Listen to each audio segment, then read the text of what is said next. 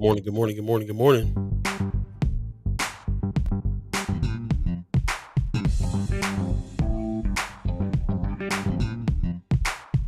First Sky Omaha in the morning. In the morning. Little raspy.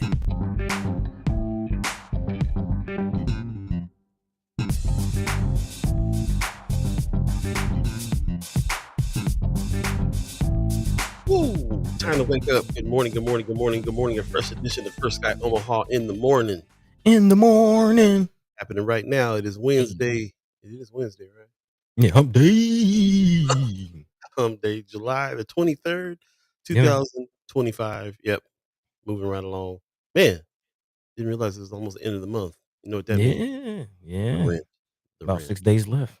The rent's coming. Sorry Sounds about the fun. rent.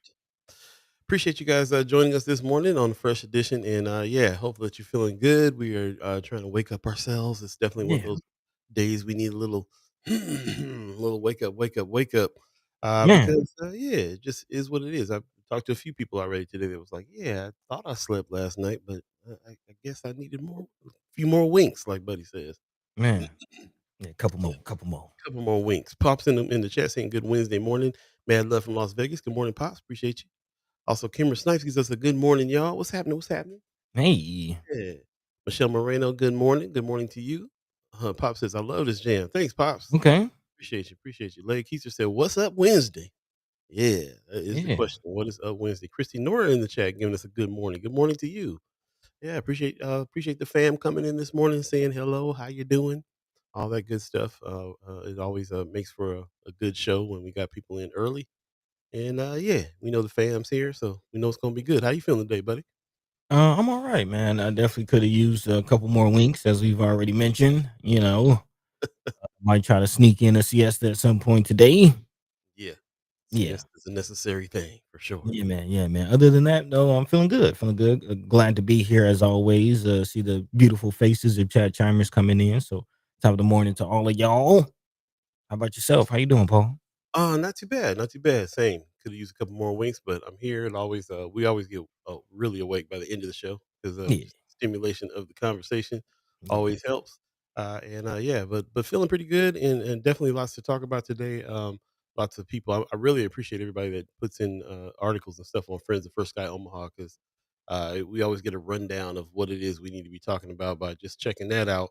MCC board was definitely something that I saw floating around there as well. I used to go to MCC, so I always get that news too. Christy Norris saying MCC board meeting was very interesting yesterday. Hmm.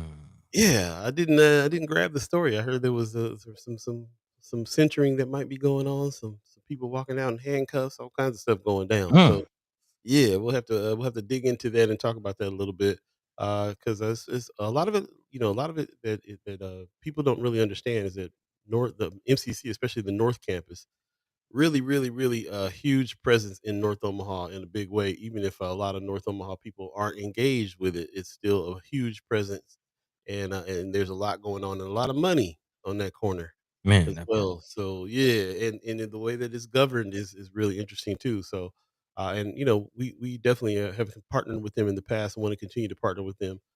There's a lot of great programs and things that come out of MCC, but you know, that's why you got to keep your eye on the leadership. Good Man, word.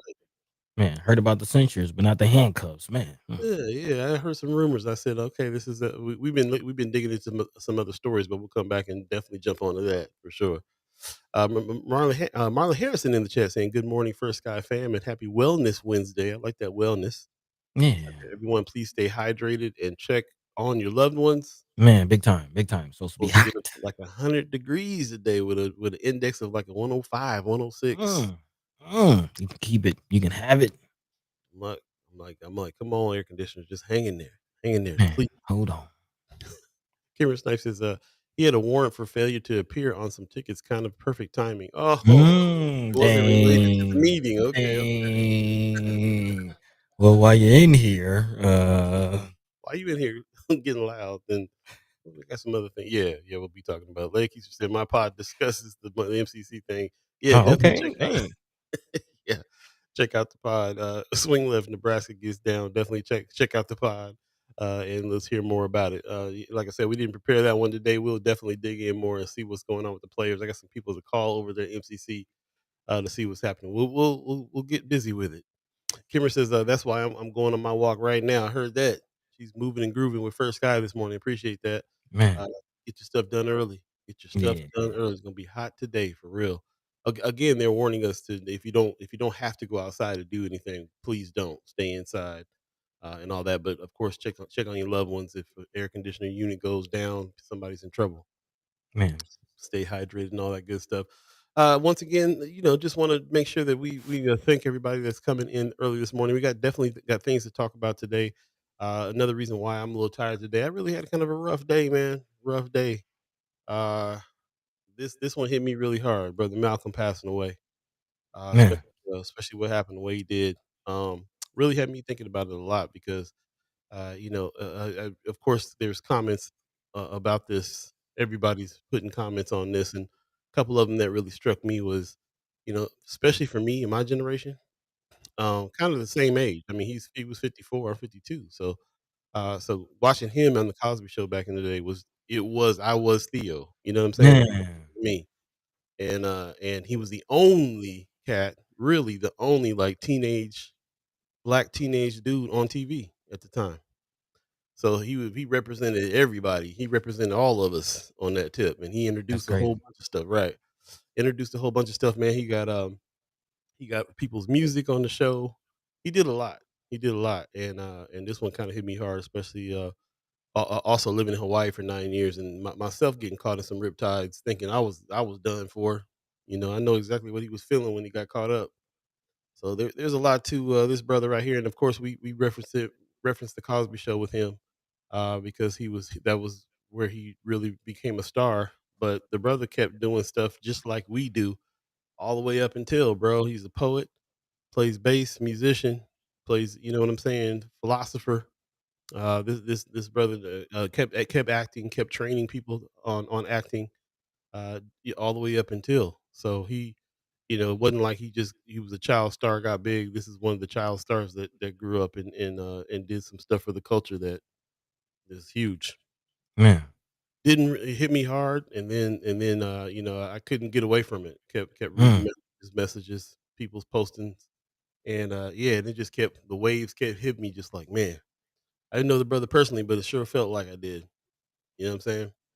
man, Felt it was rough. So rest in peace, Malcolm Jamal Warner. Got to start off with that for sure. And yeah. So anyway, yeah, just wanted to do that before we start really getting into it. I see Michelle Moreno talking about the triple digits this afternoon, heat index.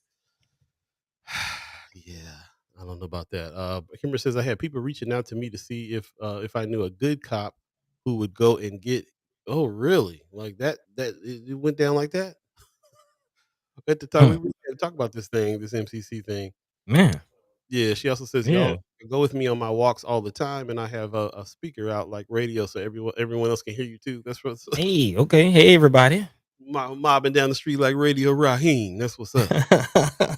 Busy with it. She says I told someone yesterday you will never know the experience of having to wait until Thursday to see the Cosby Show, bro. Man, man, Um, man. Pop says I was stunned to learn his music was so good and he received a Grammy. He had no idea. Yeah, brother, yeah, man. Theo kept look. Cosby introduced him to Stevie Wonder and stuff back on the show and all that. I mean, he showed us how a sampler worked back in the day for the first time. Really? Bro, let me tell you something about the Cosby. What? Go back and watch the Cosby Show again and focus in on Theo. Theo was the reason why we do what we do. He was one of them. He was part of the reason in a big way Mm. and kept doing it. Like I said, he never stopped. He never stopped. He got deeper into it.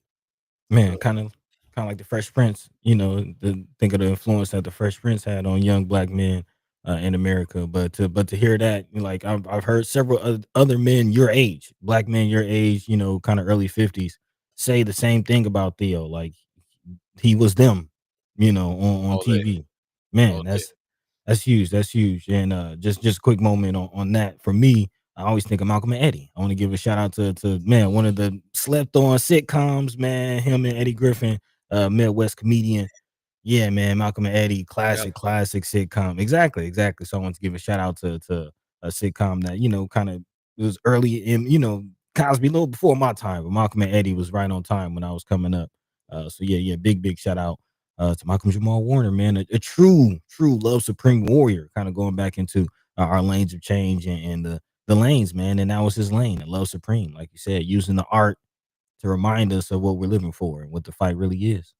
He said I saw a video where he said his pop set him up. He named him after Malcolm X, first name. His second name, Jamal, was from Ahmad Jamal. And he said he realized later on when he was in junior high school and he had the autobiography of Malcolm X on his desk, and kids were walking by going, "Hey, they named the book after you." Had never seen the book before, and he realized my pop set me up. He had me reading this stuff early. He set me up to be revolutionary early, and he continued that work. So yeah, man, we could go all day talking about what this brother did, and it's a shame that it has to happen after something tragic like this happens. And anyway, yeah, a lot of our generation hurting real bad over this one in a big way. And I'm sure we're not done talking about it. He's this one of those ones nobody really knew he did music. He did all this other stuff, and now everybody's gonna see everything that he's always been doing this Man, whole time, and even more so. So that's what it is. And yeah, like I said, I appreciate everybody who gave me some shout outs. Like like it was one of them situations for me. When Prince passed away, everybody hit me up like that was a family member of mine. Man, you all right, P? You know what I'm saying? And people were doing that on this one too, because our generation was looking out for each other right now on that, because Cosby Show was too heavy, bro, too man, heavy, too heavy on us. If you guys missed Monday's show, we had a special guest, Michelle Trosclair, on. It was the Three Agreeos man, again, man. Go back and check that show out if you missed it in its entirety. Michelle Trosclair dropped some serious gems, some serious history gems that had the conversation flowing in a big way. And we're going to be vibing off of that episode for a while. So man, yeah, yeah, definitely go check that out. We were talking about maybe having her on again regularly, so that we can get back to the kind of conversations that we had too, and have her input. Man, that man. history lesson she gave us, incredible, just incredible. While we're at it and talking about community updates, let's go ahead and jump into a few of them. Of course, we got Content Creator Camp coming up again. This will be the second edition, second session, July 26th on Saturday from 10 o'clock to 12 o'clock. And I believe because we have some people that have dropped off of the list, that we got some room again for some more folks to come through.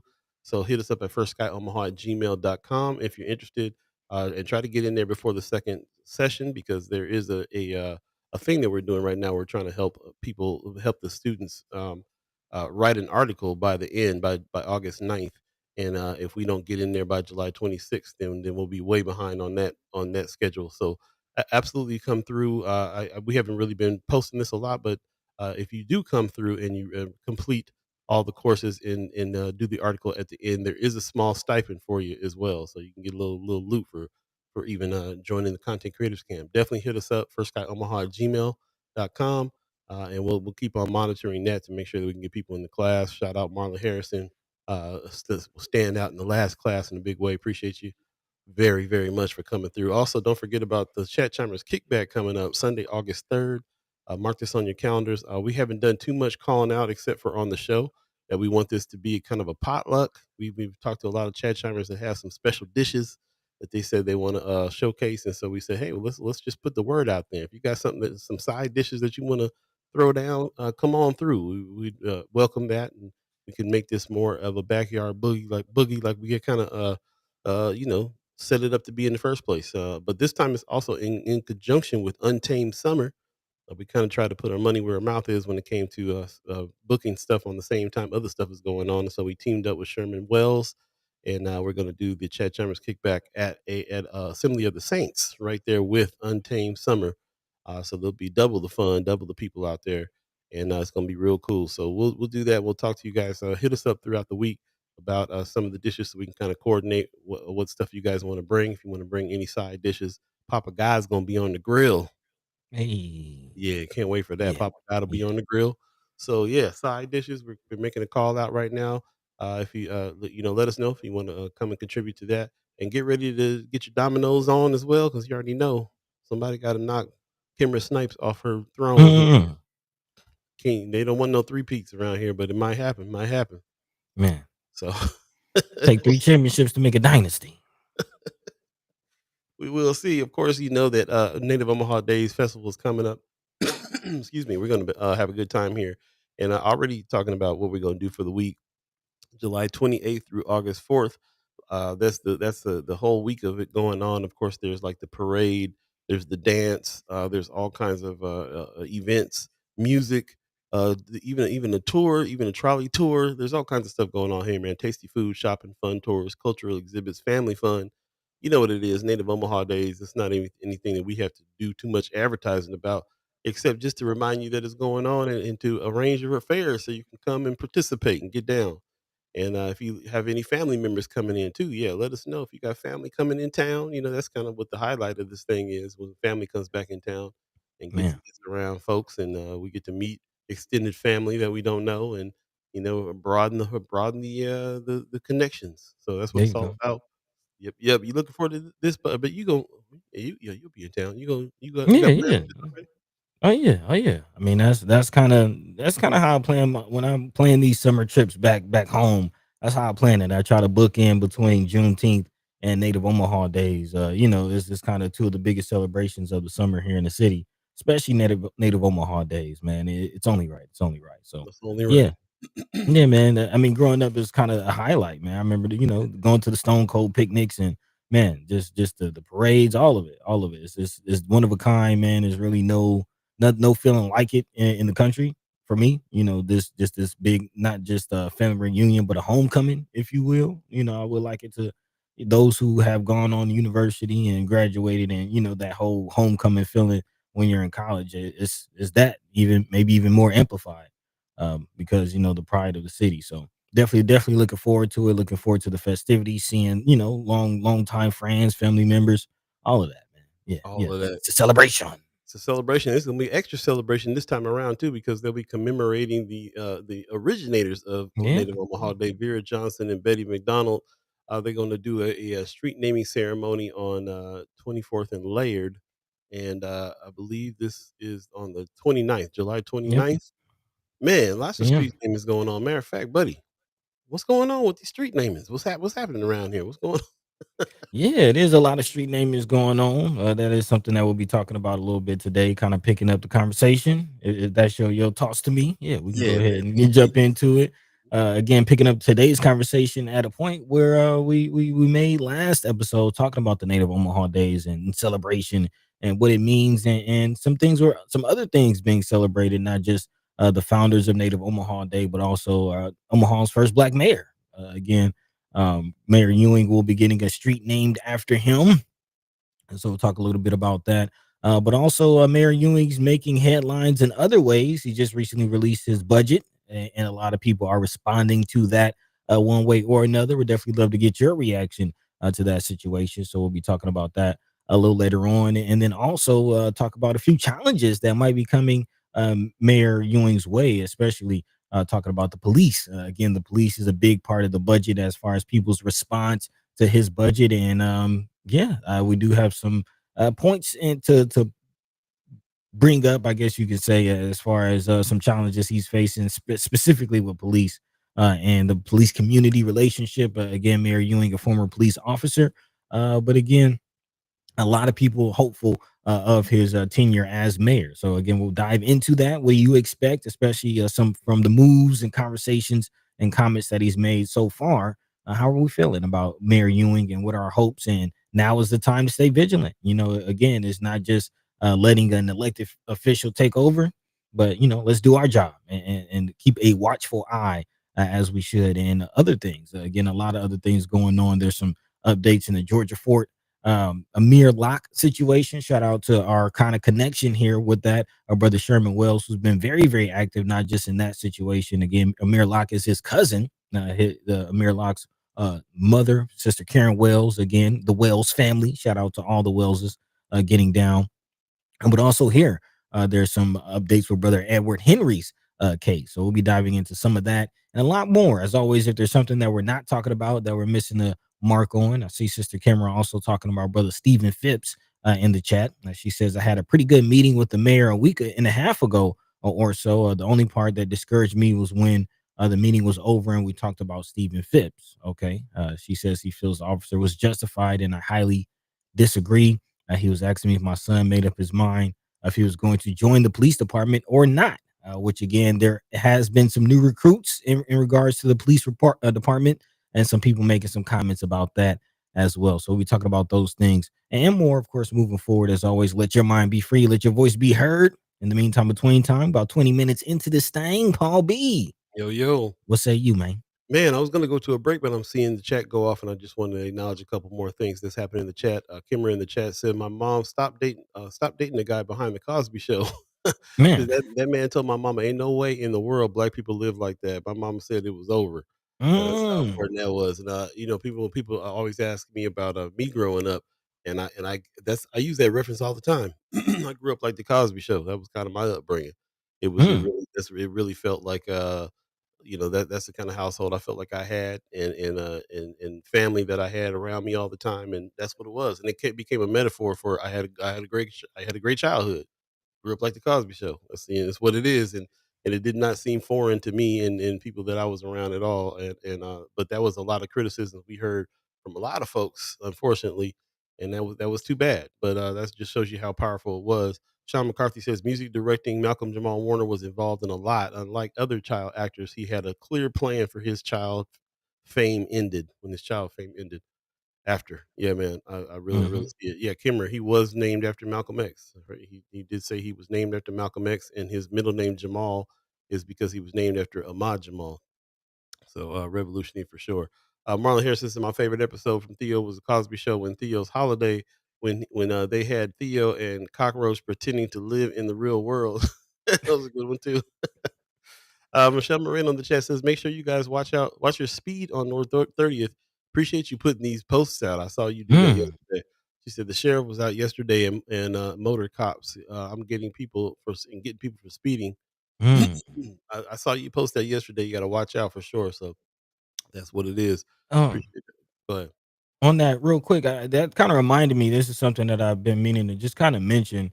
Um, and this going back to the whole sheriff's situation where brother Ibrahim. I've been seeing a lot of unmarked cars being very active in the community around. Yeah, a lot of unmarked cars. I'm not sure, what's going on as far as the investigation. But stay vigilant, y'all.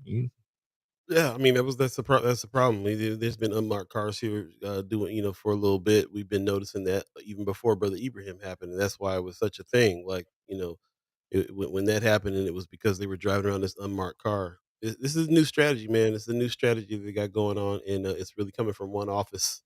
To be honest, but we are seeing a lot more police officers backing what the sheriffs are doing as well now too. So yeah, it's tough one right there for sure. Also, you already went through what Kimmer was talking about. I appreciate your testimony there. Anthony Rogers right in the chat saying the police budget is increased by 6.6%. If Stothard did the same, there would be conniptions. He says this is why identity reductionism is that stuff moving on me. Where I lost his. You see Anthony, right? You see his post. I lost it. I see the rest here on the screen. It says this is why identity Oh, reductionism is an anathema for power politics. Power politics. Also, Mm. this is one I was looking at. I thought I was looking at. The complexion of the mayor may have changed, but based on the budget, the complexion of how the mayor's office is being run has not changed at all. Mm, Yes, we okay. we we were hearing a lot of people say a lot of things, and I think that I love the fact that my conversation I had with Mayor Ewing was that this is like we know that we're going to be held up to some scrutiny, and we should be. Like keep your eye on what's happening and definitely speak up and here we are. He's now the mayor. Things are happening. This was his first budget proposal. This is the first one in his tenure, and so we're looking at it, and now people are going to be looking close to it, and people are speaking up on it. Some people like it, some people don't. So we're here to discuss. So we will definitely get down on that. So appreciate you guys for coming in and having this conversation. We're going to take a quick break, and we'll come back and jump into the discussion. Lots to discuss today on this Wednesday, July 23rd, 2025. Again, really appreciate you guys joining us this morning. Stay tuned. We'll be right back. You're listening to First Sky Omaha in the morning. In the morning. Paul B, Buddy the Hey. Guy, all of you. Let's go. This summer, North Omaha comes alive. It's the Native Omaha Days Festival, a week-long celebration of culture, music, food, shopping, and powerful community reunions. Join locals, new residents, and visitors from around the globe for the ultimate homecoming experience. Get in on the fun. Find event details, vendor info, and more at nativeomahadays.org. Let's make memories together at Native Omaha Days, July 28th through August 4th. Hello, I'm Tim Clark, Chairman of the Nebraska Commission on African American Affairs. Our mission is to improve the social, economic, and political status of Nebraska's African American community through legislation, advocacy, education, and engagement. We focus on key areas: health and wellness, tackling disparities like higher rates of chronic disease, promoting access to culturally competent care, economic empowerment, supporting entrepreneurship, financial literacy, and equitable access to resources. Housing, addressing systemic discrimination, promoting fair housing opportunities. Education, fighting inequality through better funding, teacher training, and culturally relevant instruction. And finally, justice, challenging racial disparities in the justice system and supporting community-led efforts. To learn more, visit us at ncaa.nebraska.gov. We're committed to building a stronger and more equitable Nebraska together. Thank you. Thank you, and welcome back, welcome back, welcome back. Shout out to the African American Affairs Commission on that message. Again, they wanted to send these messages out to really talk about what it is that they're doing, because we know they've been kind of just inundated with controversy for a while, all in the news about the leadership and about the funds and how they're being spent, and to our questions like what's being done. So we're Mhm. trying to get those answers, and they're also trying to provide those answers. They got things moving around in there all the time to try to get to that, and trying to work diligently on trying to fix whatever situation it is over there needs to be fixed. So shout out to Tim Clark and the team over there that's speaking. It's letting us know, speaking through us on the situation over there, what it is what they want to do, what their goals are. This is good to know because now we know what those are, and we can kind of pay attention to see if they're working towards that and and all that good stuff. So we'll keep that conversation going as well, and have somebody on from the commission in order to talk more about that. See what we can do. But you already know that we talk about several different lanes on this show, and that's only one lane to Mhm. make some change and to help what's going on with our community as well. We do a lot. We talk a lot about self sufficiency. Talk a lot about putting things together ourselves, building business, buying land, all kinds of things that we talk about all the time when it comes to what kind of change we need to make here. Not just political change, but we need economic power and all kinds of different power. So they're one aspect of the motion here, the lane, one lane maybe that we're talking about here to get some help, but can't be the end all be all for what it is our community needs. It's what it is. So with that, we'll go ahead and jump in. Again, I just wanted to thank them for sending that message out. We've been wondering what are you guys up to? What are you guys trying to do? What Mhm. is this for? And they're trying to put some messages out there now, and we appreciate that. With that, we're going to go ahead and move on and jump into the conversation. I appreciate Buddy putting the whole situation together here in context. What's going on? Where we starting first? Yeah, I mean, we can really kind of start there as far as why the conversation of the African American, the Commission on African American Affairs is important, and we've reiterated several times on the larger scale. The big picture. It's about having a voice. It's about being present, kind of quote unquote having a seat at the table, if you will, and again picking up where we kind of left off last episode, talking about the Omaha days, and just wrapping up that feeling of being celebrated, being present, having a seat at the table. All of that is kind of what we will continue to talk about today, and really picking up with the street namings. Again, this season is space is the place, and a part of existing, a part of being recognized is naming places as well. So there is a lot to be said about these street namings that have been going out, and several street namings have gone out over the last several years. Almost feels like it's ramped up. I mean, you've seen Bud Crawford get his several years ago. Um, of course, Kathy Hughes got her street naming several years ago, and now not only Vera Johnson and Betty McDonald, as we mentioned earlier, again, the founders of Native Omaha Days getting their street naming on the 29th at 24th and Lair, but also another street along the Deuce is getting its name change, talking about North 22nd and 24th Streets will be changed to John W. Ewing Jr. Street, again, named after Omaha's first black mayor, actually the street where a young John Ewing grew up, and I kind of imagine my parents, my folks, kind of being around that area as well, hearing stories of just young John and just young, you just young black men in North Omaha growing up. So again, that's huge. He attended Lothrop Elementary School and went to Paradise Baptist Church for the first time.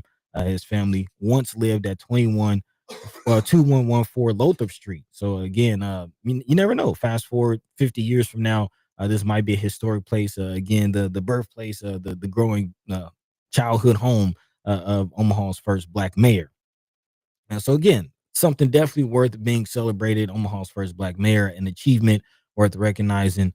Um, but it's not stopping there. Let's again look at, because there is some reaction to some of the moves that the mayor is making and some scrutiny that he might be under. And let's talk about it. Let's really dive into it again.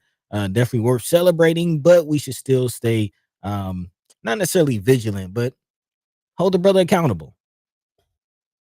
So I definitely would love to hear. Of course, some people have already Anthony Rogers Wright not being shy about his feelings on the budget that recently came out. Again, Mary Ewing not just making headlines for his street naming, but also naming his priorities on his budget.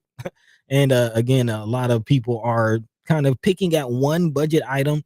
Of course, the police, as Anthony Rogers Wright already tipped us off, a 6.6 percent increase to the Omaha's police budget, but that's not the only area that Mayor Ewing has, shown an interest in through his budget.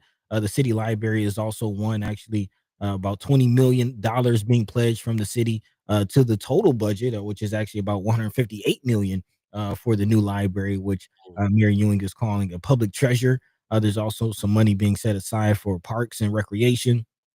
Actually, a lot of money been set aside for planning, the planning department, which is apparently working on a 20-year comprehensive plan, replacing its master plan from 1997. Ewing said he also intends to improve planning department leaders to improve Omaha's affordable housing plans, which is a big topic of conversation here. Before I toss it to the community and the chat and get your thoughts on that, I do want to also identify something that really jumped out to me from his budget plan, implementation task forces, which is something that is interesting. Again, the key term implementation hopefully means that some things will get done in these areas. Several areas he identified: affordable housing, poverty elimination, which is something Senator McKinney has been pushing for, economic development, climate action, homelessness, infrastructure, and streets and parks. Again, these are all areas where he hopes to form a implementation task force to make sure these things get done. But in total, again, a lot of people just more so pointing at the police budget. Again, 6.6 a percent increase. That's about a $13.4 million bump. Kind of going along with the new officer hire, the trope that you kind of talked about, Paul, when we interviewed all these candidates before elections were made. Again, 113 new officers being eyed and possibly coming in. Before we get into how people feel about that, what are our thoughts on the budget? Yeah, let us know. I'd love to hear from you on that. I definitely think that this is good. This is something that's going to stand out. Everybody's kind of waiting to see if it was going to increase. We've been talking about it with Mayor Stother for a long time about how much the police budget increases every year. And again, you just mentioned when we did the interviews with the candidates, that was kind of one of the questions: what they were going to do about the budget. Mhm. What did they anticipate? They would have some problems with trying to fight for, trying to push for. We Everybody talked about law enforcement. Most of the candidates, especially in District 2, remember there was 9 candidates that we talked to there. Mhm. Most of them said that, had the question, why do we need more police officers if crime is down? Which is the report that is kind of going all around the country and making other cities look at our model, with 360 model and so on, to see if we're reduction. There's a reduction in crime here in North Omaha. Why do we need 100 more officers or 150 more officers? And if you remember, the conversation I had with Brother Ewing was about his version of neighborhood policing. We need more police to be able to kind of stroll the neighborhoods and not so much, run in when there's an emergency all the time, but also, enough people to be able to get to know and kind of stand around, be there for prevention. He has his reasonings for wanting to do that. Plus, we all know that he's from law enforcement, so if the law enforcement says that they need this many, he's going to probably lean towards what they have to say about that, and that's kind of what went down. So, the fact that we kind of stopped talking about that because we had to start talking about the sheriff's task force that they started putting together because of the things that have been happening there. We kind of took our focus a little bit away from OPD, but we have to look at it again because now here we are. This is one of the things that he was going to do. So I think everybody was kind of looking at that budget to see what was happening. I know that we have people we got Chad Chimers and people associated with First Guy Omaha that are abolitionists. They want to take the police away altogether. So any increase in budget is going to be gonna spark some ire. So it really is kind of something that we gotta look at. And also, right around this time too, recruitment is happening. So there's some police recruitment that just went on too, that's kind of in everybody's face. So yeah, most definitely need to jump into that stuff. Anthony Rogers right in the chat is saying, we don't need a task force to address the climate crisis that's killing people right now. We need to dedicate department like many other cities have in place. So talking about Mm, other aspects of the budget. Pop says, I love that he has money going to libraries. Obviously, unlike Trump, he does not encourage people to be poorly educated. mm, Yeah, it seems to be a big time Trump thing more than anybody else ever. Kimber Snipes says, bottom of the barrel is how I have heard them describe the new class of officers. And it was an officer who gave me that description. Whoa, okay. mm. Yeah, we'll be diving into that a little bit later on. Most deaf. Also, Anthony Rogers Wright says the two most exciting mayoral candidates in the nation is Zora Madami and Omar Fateh. Fateh, is that how you say that? Both Democratic Socialists are calling for rent freezes in their cities. Ooh, we need a rent freeze. We need that in Omaha yesterday, big time. So yeah, I love that you were looking at other cities and other mayors that are doing things. I did see an article about so many mayors coming up. A lot of black mayors, a lot of mayors of color in the whole nation. Really, what does this mean? But I mean, you got to know by now if you've been listening to us at any time that that there just because somebody is of color doesn't necessarily mean that they got the community's best interest at heart Mm, all the time. It really, like when it comes down to it, doesn't matter if it's going to be stuff that's working against us. It doesn't matter who did it. It doesn't matter who's about it. So we like to settle in a little bit on a good feeling that this, we have the first black mayor in Nebraska. He grew up in North Omaha, getting a street in where he grew up named after him, and that's great.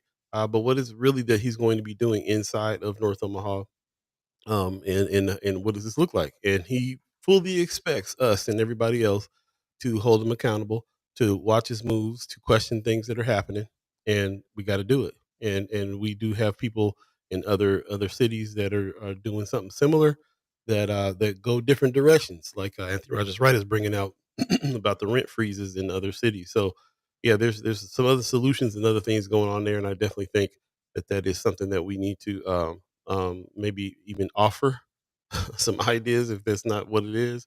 But we got to see what it is. So and then to me, that's the bottom line. This is a very good indication of what he plans on doing when he has a budget proposal that he's giving city council. And this is also that move. This is the first budget proposal that he's done under his mayorship, and so like mhm, this is the first time the city council and the new city council members, like we have in District Two, where they stand on what it is that the budget's happening. I think we kind of know that our city council member for District Two, Miss Lavanya Goodwin, mhm, is really all about safety. law enforcement in a big way as well. So I don't want to put words in her mouth, but I'm pretty sure she would go along with what Brother Ewing is doing when it comes to hiring of more police and so on and so forth. So that's something to consider as well. What are our other elected officials saying about this? We can make our arguments about the budget, but what is city council saying about it? Mm. How will they vote on some things? So there you go. Anthony Rogers Wright says, Buddy can speak very well about how having a black mayor does not necessarily mean good things for black people. Must be talking about Atlanta. Yeah, well, I don't know. It's kind of hard to put a finger on that one because Atlanta is blackety black, so it feels like black people are prospering in Atlanta regardless of who's who's leading. But Right. I'll say it like this: a classic Andre 3000 bar comes to mind. Is every brother with dreads for the cause? Is every brother with goals for the fall? No. No. So don't get caught up in appearance. So, it definitely isn't just about and also what comes to mind is COINTELPRO. I mean, there's been many a brother who looks like us who's been for the downfall. You ever seen what was the Black Judas? Yeah, Yeah. yeah. Just check the Malcolm X papers that just got released. You want to learn Man, some man, man, COINTELPRO. man. Right, right, right. So yeah, it's definitely about, to your point, Paul, not just resting on any elected official, regardless of how they look. There's still a lot of people who are upset and felt like Obama should have done more, but it's not really about that. It's about, holding them accountable and remembering that these are elected officials who are supposed to represent you. What are they representing? What vision are you holding them to account for? What are you asking for? That's really the goal. And I will say I'm looking for the quote, but there is a quote in this article where Mayor Ewing does kind of acknowledge, although he is investing in police, he's is also saying that he has a balanced approach because he's also investing in, parks and libraries and other things that kind of add to the livelihood and the quality of life for individuals and citizens, not just, police for Right. public safety. So, You got me thinking when you just mentioned Obama. You got me thinking about the place in which Obama found himself when he first became president, hmm, which really it informed us. If we didn't know before this, if black folks didn't know before that the president doesn't have all power, we sure learned it when Obama came into oh power yeah, because we learned that he has to have support everywhere in order for him to get anything done, or else he'll get pushed back on everything he does. And this is the same thing with our mayor. Our mayor stepped into a situation here. He's the first black mayor in Nebraska, in Omaha, and so it's a what is what's around him? What's city council made up of? Well, you know what I'm saying? What's the governor mhm, gonna do? He's also going to have to, there's some elements of having to play ball with the establishment around in order to get anything done. Also, how much you got to buck against it. We can only understand where he's coming from if we ask him, which we will. As a mhm, matter of fact, we'll be talking to him this week, ourselves. If you got questions for the mayor, let us know because we'll be man, interviewing him this week, and really kind of ask him where he's at, and then see how he's going to go about making the changes that he's trying to make. Pops in the chat says I can see his vision about having police in neighborhoods. As a child, I got lost in Omaha, and I approached one of the neighbor cops who treated me very kindly and helped me get back to my parents. Says I don't know what would have happened to me if he weren't if he were not there. hmm, And I didn't grow up in an environment where there was cops in my neighborhood and I can walk up to and do that. So it was probably gone by the time I was a kid. hmm, What pops is talking about now, we absolutely don't have nothing like that now. And I don't know if he's going to. I'm not saying he's going to bring back, beat cops walking the street to twirling the baton, but it is going to be what they're saying is they want people who are policing to at least know the neighborhood and know people in the neighborhood and understand what's going on, and people from the neighborhood, maybe helping police the neighborhood. Every time I'm asking about neighborhood policing, I'm talking about something different. hmm, and and mhm, when he's talking about having actual police be more part of the neighborhood, and I'm talking about having the neighborhood police themselves. hmm, Neighborhood policing means something different to me than it does to law enforcement and everybody else. So I think that's interesting as well. But with that said, with him saying that he wants more police, in order for there to be some more, neighborhood policing going on. I'm thinking about these new recruits, and I think a lot of people, we looking at the class that just happened, and it don't seem to me like there's a whole lot of folks from our neighborhood in the classes. Man. Brother Kasim kind of brought this out. He was talking about what happened over at Eat the Worm, which we won't really get into. It's a mess. But he's like, Foolishness. y'all tripping on that. In the meantime, here's what the new classes look like. The new recruits, new police officers coming in.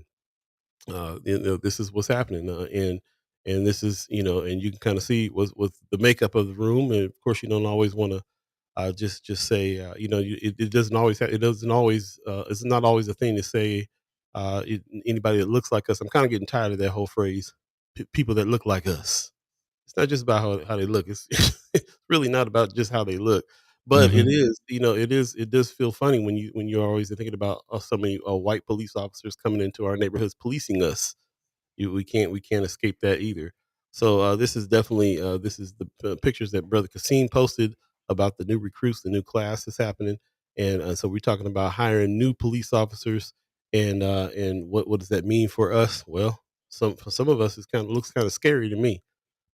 Police Officers Association put out a post on social media that said, "We're excited that Mayor Ewing is taking our police staffing crisis seriously and is focused on real solutions to keep your families and our officers safe. His goal is to hire 113 police officers over the next 18 months, and we're more than ready for it. Thank you, Mayor." We all talk about the Police Officers Association on this show a lot. Chad Chimers, we have had some issues and some problems with this. Some of the statements that the association makes. The fact that they're super super positive on what Mayor Ewing is doing is concerning, to say the least. To me, if that's who is happy with what you're doing, might need to look at what you're doing. Man. Well, Just saying. yeah, I mean, and kind of looking deeper into the budget, you can see why they will be happy getting new toys. According to the 2026 budget, it includes money for new body worn cameras, cruiser cameras, tasers, VR training, and an annual mental health check for officers. It would also provide 30 new police cruisers at a cost of 2.7 million, and also a program. So I like the mental health part of it. yeah, I do like that as well. I do like that as well. But There's some again, money body behind worn that. cameras, cruiser cameras are would will those be used to cover up more incidents? Mm. Will they be actually used to hold police accountable? I mean, that's the whole point of it, and that's really the question. Again, you want to be hopeful. You want to allow Brother Ewing to kind of dictate based on his moves what it's really going to be. But sometimes some of these moves are looked at with skepticism, not just the body worn cameras and the new toys for the police. But how they're responding, and as Kimra has mentioned in the chat today, some of the comments that he's made as far as whether things will be viewed as justified, whether certain forms of justice will be pursued, or will the people continue to have to do things themselves, which we'll be getting into a little later on. But again, I'm not necessarily saying be skeptical, but be vigilant. Look out. Let's hold this brother accountable and be mindful of what it is that we want to see. Because again, let's be understanding to your point of what this brother is under. As you're talking about Obama. Let's be honest. The pressure that the first black mayor may be into, and we can only help by again being clear on what it is that we want, and how we can hold him accountable. So Well, the one thing I will say is that we talk a lot on this show about how we feel about certain things. We present stories, present things, and then talk to you, the chat chimers, and people about what they feel about these things. And that's definitely part of this thing. But we can even step back from that, because we can really just watch what's being done, and we can come to our own conclusions about whether or not those things are right or wrong, or if those things are going to work, or whatever it is. But the one thing about him being mayor and there being it's an elected official, is that we really can't hold them accountable by just taking note of what it is that's being done, and making it, and assessing it that way. So right now, this is a really great indication of what his goals are, or what it is that he is trying to do in the city, just by looking at how he wants to spend the money, where he wants to put the money. So it's really interesting. Anthony Rogers right in the chat said community policing can only work if police are accountable to the community, like actually accountable. Mm. Yep, I hear that. Kimmer Snipes says Greg Gonzalez and Mark Martinez always tell me about their times back in the day being the cops who walked the streets. She says Mark Martinez is now working for the mayor as his security. Long time South though. Okay, Okay. interesting. Heather Williams in the chat. Good morning. Says in the early and mid '80s in Hilltop, the police would stroll through twice a day. It has happened. I don't know if they're gonna bring that back, but it's interesting to hear that. Excuse me. Also, Tony Johnson says, I need to ask why the new recruits do not reflect the groups they were recruiting hard with billboards in our community. There, Mm. there's been a lot of billboards, been a lot of ads that went out about recruiting. Could just be that none of us wanted to get down. Kimmer told the story about the Mary Ewing asked about her son, and her son was kind of like, not in that climate. So, how many of us want to do that? We talked to Brother Kasim. Brother Kasim from Black Agenda Alliance always encourages people to join. He's on the other side of it. He's like, yeah, we need more of us in there. Let's go ahead. So it's really interesting to hear that we don't know exactly how that went down, who got chosen, who applied. Did people from our community even apply? Don't Mm. know. Need to see about that. Also, Kimber says Deputy Chief Thomas is in charge of recruitment. She will tell you, I'm sure that is pretty difficult.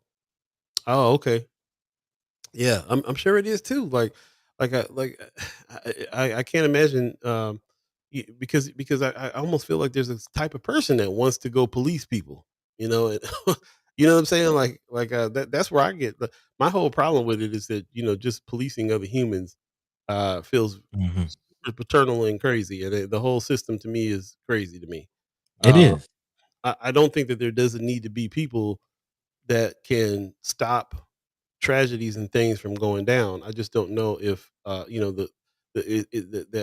policing involves so many things. One of which is keeping the order, like some of that stuff is some of that stuff. I just don't. I can't see it. I couldn't see it. If I were to put myself in those shoes and think, well, what would I do if I want to become a police officer? Why would I want to become a police officer? It has more to do with like changing the style of it, but again, you the only person in there trying to change the style, Man, it's a dangerous game.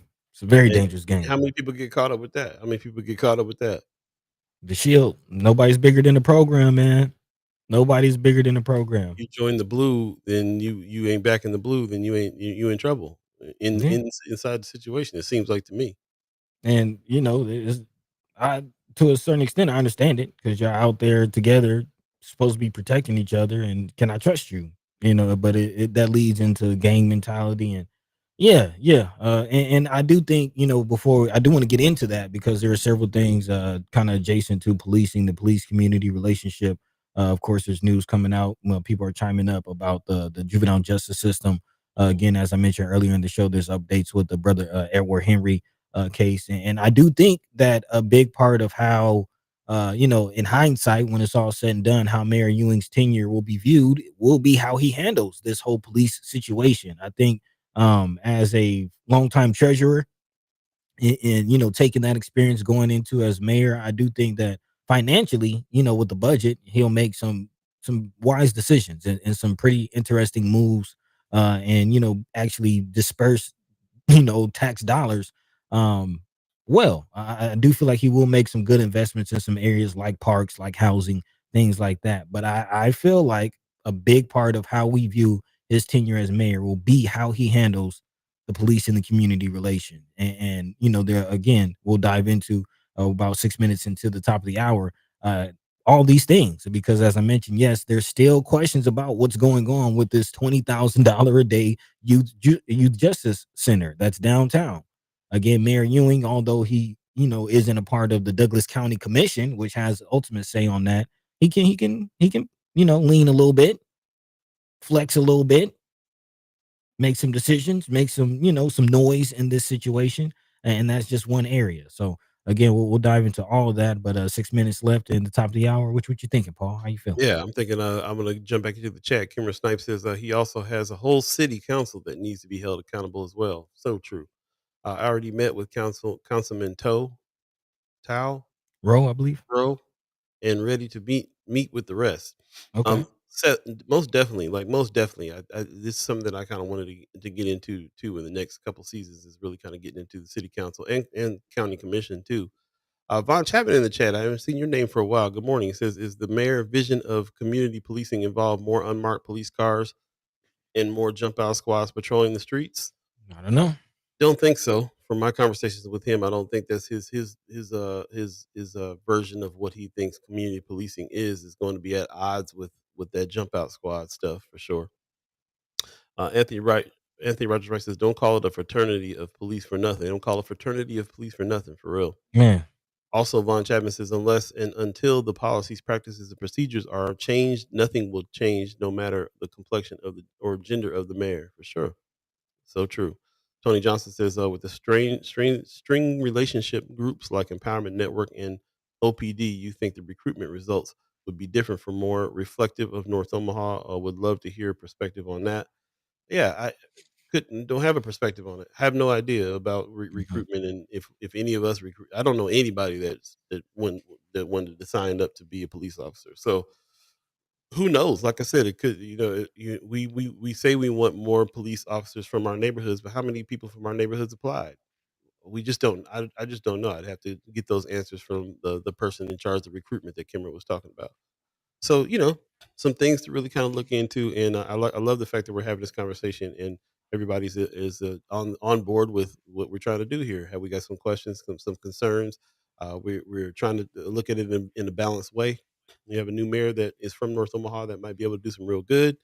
He does have a background in law enforcement, and so that is something that is concerning. When we have problems with law enforcement in our communities that need to be fixed, will he be part of the solution? I don't know. I hope so. Buddy, I like the fact that you brought up the fact that he was treasurer for all this time too, and I'm sure that he saw firsthand the problems in the community, economic problems in the community. And Mhm. how many people has he had to deal with, like me, that ain't paid for my tags yet? You know what I mean? I'm just, I'm gonna get to that, Mary Ewing. I'm gonna get to it. But yeah, so I feel like he'll have a lot of things to be able to contribute when it comes to that because he's living in Omaha all this time, born and raised in Omaha, living in on around the Deuce. And has been in public service all this time. He got insights from being on the police force. Tommy Warren too. So we got folks that probably understand what the problems are within inside and outside the situation. These are all some good questions, and we can only speculate on what it is that they might be able to do with the experience that they have, and we also are thankfully they're open for us to ask them those questions as well. So that's the other thing too. How much he's been around, like you know what I'm saying? Like we've seen Mary Ewing out 20 times more than Mayor Stothard been out all year, and he's already been out so many times now around the public and talking to the public, and just open to be able to talk. I mean, like that's an improvement right there as far as I'm concerned, anyway. So we'll say we'll jump back into some of these other subjects after we come back from the break. I love the way that Buddy's tying in some of the other things that are happening with what our conversation is right now. So we'll definitely get to it. But in the meantime, between time, stay tuned. We'll be right back. You're listening to First Sky Omaha in the morning. In the morning. All B, Buddy Hey. God, all B. Hey. Stay tuned, y'all. We'll be right back.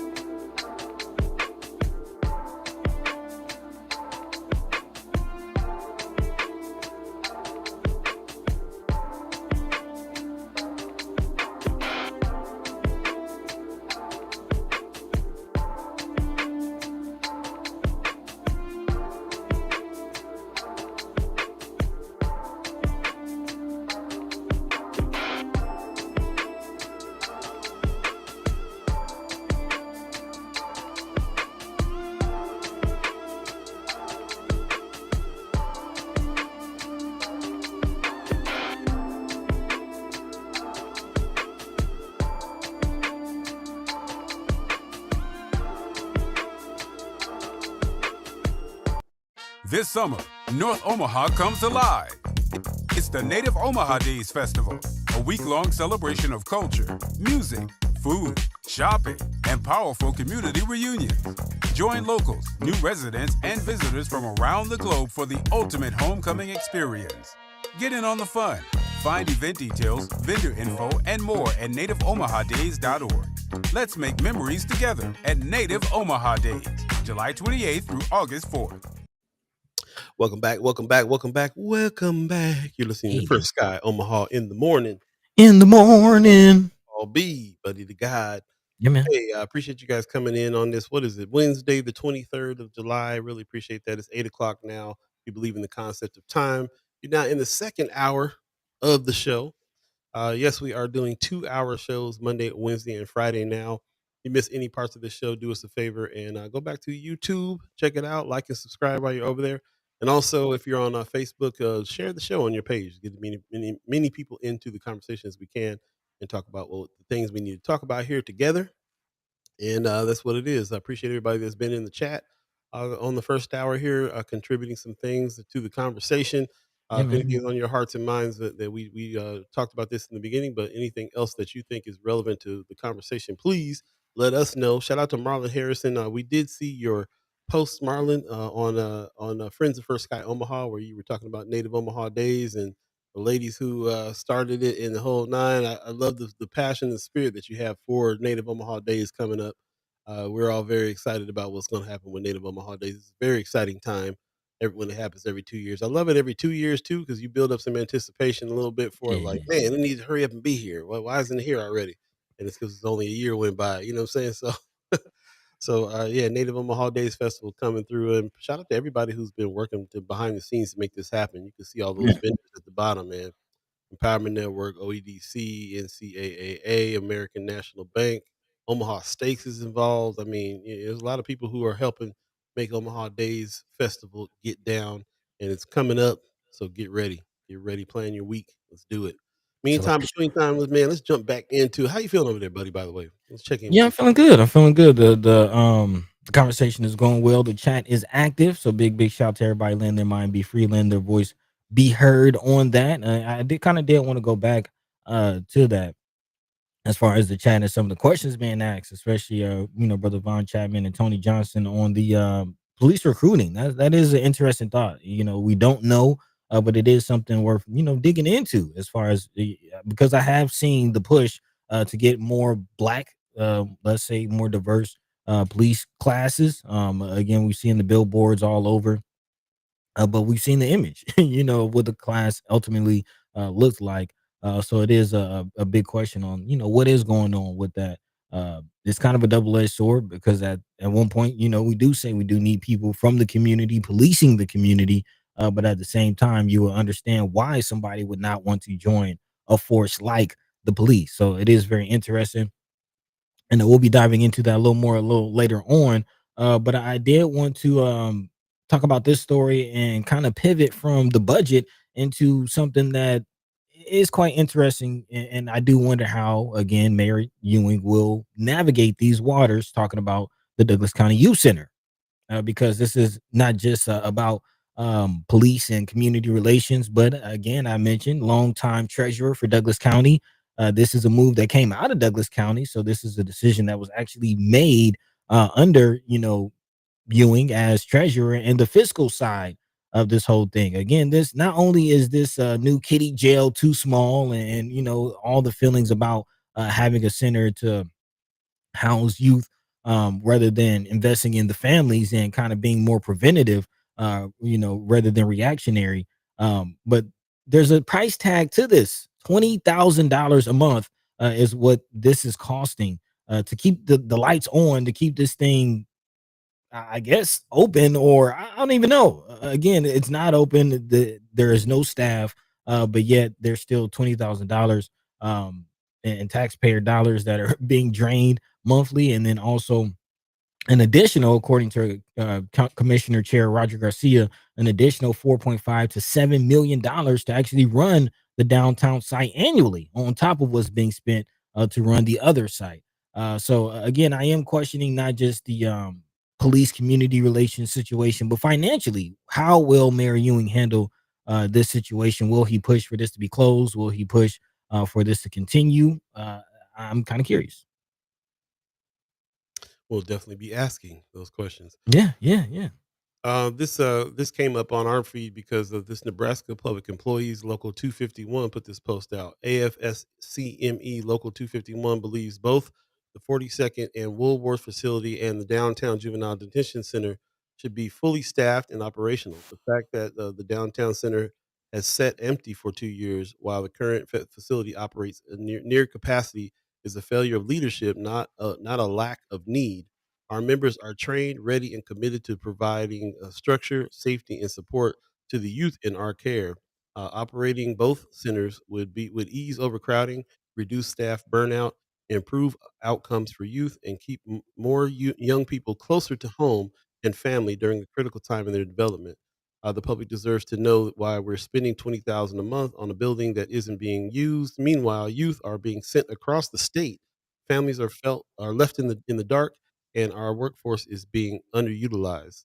AFSCME Local 251 stands ready to work with Douglas County to fully staff both facilities and finally deliver on the promise that this new center was supposed to represent an investment in public safety, youth rehabilitation, and frontline workers. It's time to start talking about options and start committing to solutions.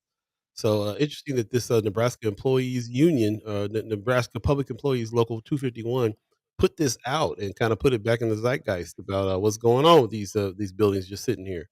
Uh, Man, yeah, and this is why it kind of came up in the radar again. So we'll definitely be talking about it. We talk about it in terms of what Mary Ewing is going to do for it, but we also last season talked to brother Chris Rogers, and he talked about coming onto the show to talk about some of these things to answer some of these questions. So we'll see, reach out to him, see if we can do that again. Have a conversation with him on that, and see where they stand on it. So we all, we when we talk about this, we get your comments. We kind of know what you guys feel about the situation. But yes, other organizations are now standing up asking, why is this like this? Here, we have some staff ready for you. We're ready to go. Why is it still sitting here? What's going on? And what does the public have to say about it? Didn't like the fact that they were being built in the first place. man.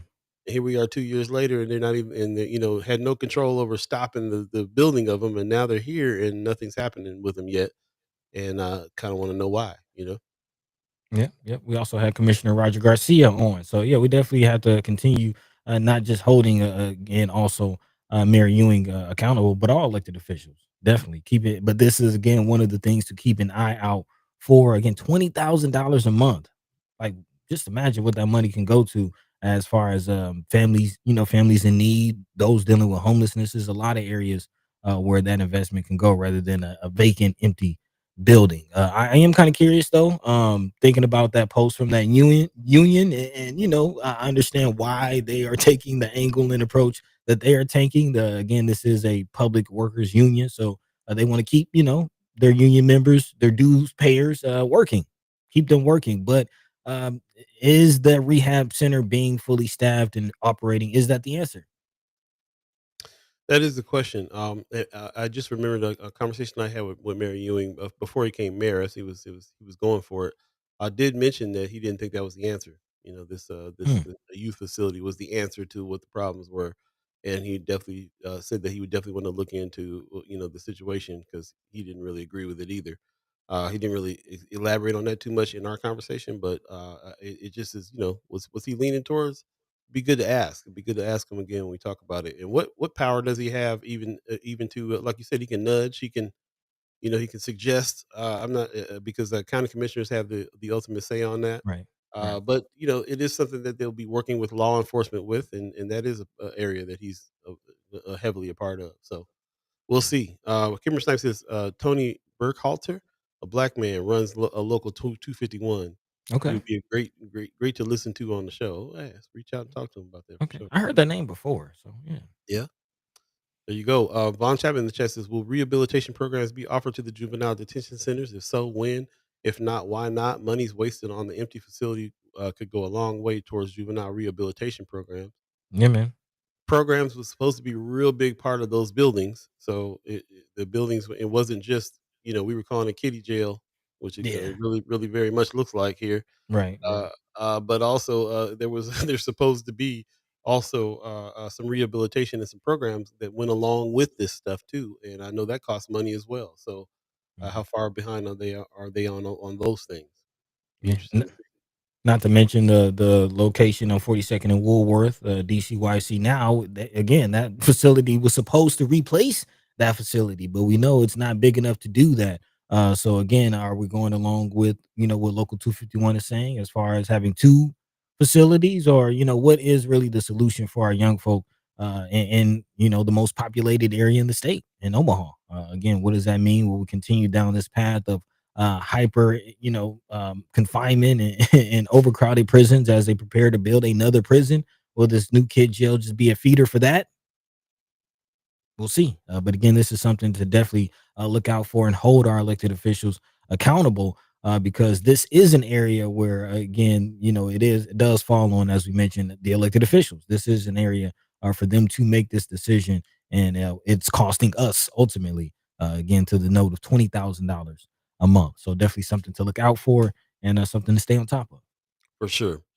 8:11 right now. If you believe in the concept of time, again, you're well into the second hour of First Guy Omaha in the morning. In the morning. We're continuing the conversation. And again, I want to thank everybody who's contributed here. Before we jump back into the conversation, just a couple of announcements coming up here. The Flatwater Forum is happening on July the 24th. That's tomorrow from 7 to 8:45 p.m. Okay. Breaking the silence on intimate partner violence in Nebraska. It's time to talk Mm, about it.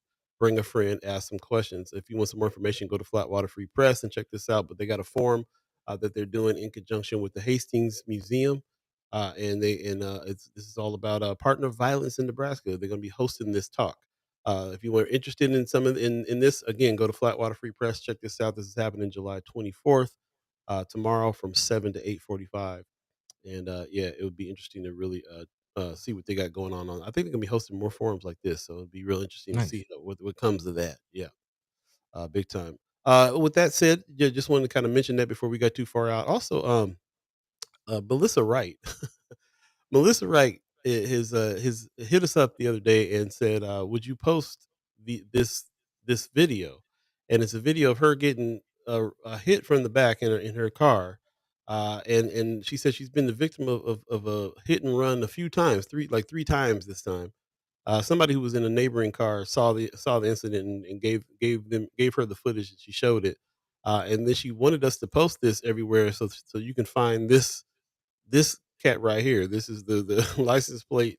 I think it's 8FJP01. That she's looking for them because she's tired of getting hit and people running off, hitting the car and running off. And she's okay. The car got a little bit of damage, but she says this is the third time she's been here in getting hit and run situation. And the reason why I shouldn't laugh about it, but I do feel when I first got in town, uh, the bumper cars that we be playing around Man, here, especially during the snow. For coming from California, I was hot the first time my car got bumped, and I just imagine how she feels.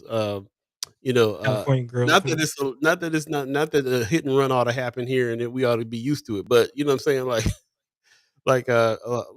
she got hit from the back, kind of messed her car up in the back, and the fact that people just roll off is something that is probably new to her. It was definitely new to me. I definitely have been involved in more hit and run situations here than anywhere else. Really? Uh, yeah, because and really, man, one time the first time it happened to me, I chased the dude down in the snow, and he was just like, it wasn't even like he was trying to run. It was just like, yeah, I slid, I bumped into your car, so what? And like we do this all the time, and I just was like, you put a scratch on my car back in California, we fighting on the freeway, so like. So anyway, I just want to put that out. I promised her that we would post this out. If anybody knows of this truck and you got a way to look for the license plate, she's looking for them because she's tired of these hit and runs, and I don't blame her. So definitely do that. So I just wanted to make sure I mentioned that during the show. And if anybody knows anything, let us know. Hit her up. You know how you get a hold of her. She's over there at KMTV Channel 3. She's in the community hard. Everybody knows who Melissa Wright is now. So definitely hit her up. And you can hit us up too. We can pass the message along. So, with that, we'll go Yeah. ahead and get back into the conversation. I forgot to do it at the top of the show. I was like, I better do it. Okay. 8:15 right now, if you believe in the concept of time. And yeah, we'll jump right back into the conversation here as we go. Buddy, where we at? Yeah, actually, before we get into the conversation, also kind of reminds me, Senator Cipher. We've been working on that, so look out for that as Yes. well. Talking about holding elected officials accountable. We have the Senator Cipher, so you can figure out what's going on in the Senate at the state level and ask questions and hold our senators accountable. And we will be working on this season, not just having the usual suspects, Senator Spivey and McKinney, coming through, put some respect on their name, but also would love to see the likes of, several other senators. Senator Roundtree making a reappearance. Also, would love to speak to the Kavanaughs. Would also love to speak to Megan Hunt. But if there's a senator in your district that you would like to ask questions, you would like to bring to the table, definitely let us know. Again, the return of the Senator Cipher is coming soon, so look out for that. Absolutely. Yeah, Yep. man. So with that, yeah, continuing with the conversation, again, looking at some of the challenges or really things to look out for, and how not only Mayor Ewing, but all our new elected officials and re-elected officials will handle some of these things and how we will respond. Again, this is a story that happened. Speaking of Melissa Wright reporting on this, this is a story that happened over the break, something that we haven't really talked about too much during the season just yet. But this is an update and something that a solution that kind of we urge people to go for. How do you police the police? How do you hold them accountable, especially when you have the likes of Don Klein making it hard through the investigation process? Sometimes you have to launch your own investigation, and that is the case of the Henry family. Again, as Melissa Wright reports, just 1 month after brother Edward Henry was arrested and ultimately found dead inside of a Douglas County jail on Saturday, the family recently again laid their loved one to rest. The funeral was taking place in South Omaha over the weekend. But again, the big news is the family announcing that they will be launching their own investigation into his in custody death and are preparing for possible legal action as they search for answers. So again, this could be a high profile lawsuit. Speaking of legal actions under Mayor Ewing's watch. So again, how will he and the city council handle this situation? How have they handled the situation thus far? And the I'm kind of watching how the Henry family handles this. How do they go about their own investigation? Maybe something the Ibrahim family might need to look into themselves. Again, we're talking about community policing, and how do we protect the space and place that we call home if elected officials and police aren't doing it? Good question. Shout out to brother Sherman Wells, who's been is kind of taking this up in contacted the family and been in contact with them, and also been in contact with witnesses to what Man, happened to brother Henry as well, and we'll be talking to them. And so yeah, you want more information on that? Definitely go check out Sherman Wells' page. He does the Sunday sermons with Sherman. And a lot of other things with Untamed, but he has been heading the charge here on that. So I'm sure that if the family is investigating. He's a part of this investigation as well, and like I said, he's been really kind of keeping up with what's going on there. Again, if you don't remember what happened, this brother got pulled over by the police. He got taken in. Had a heart attack while he was in jail. He didn't get any care. They were banging on the walls trying to get people to come by. They ignored him. He ended up passing away of a heart attack inside the facility there. And somebody's going to get held accountable for that.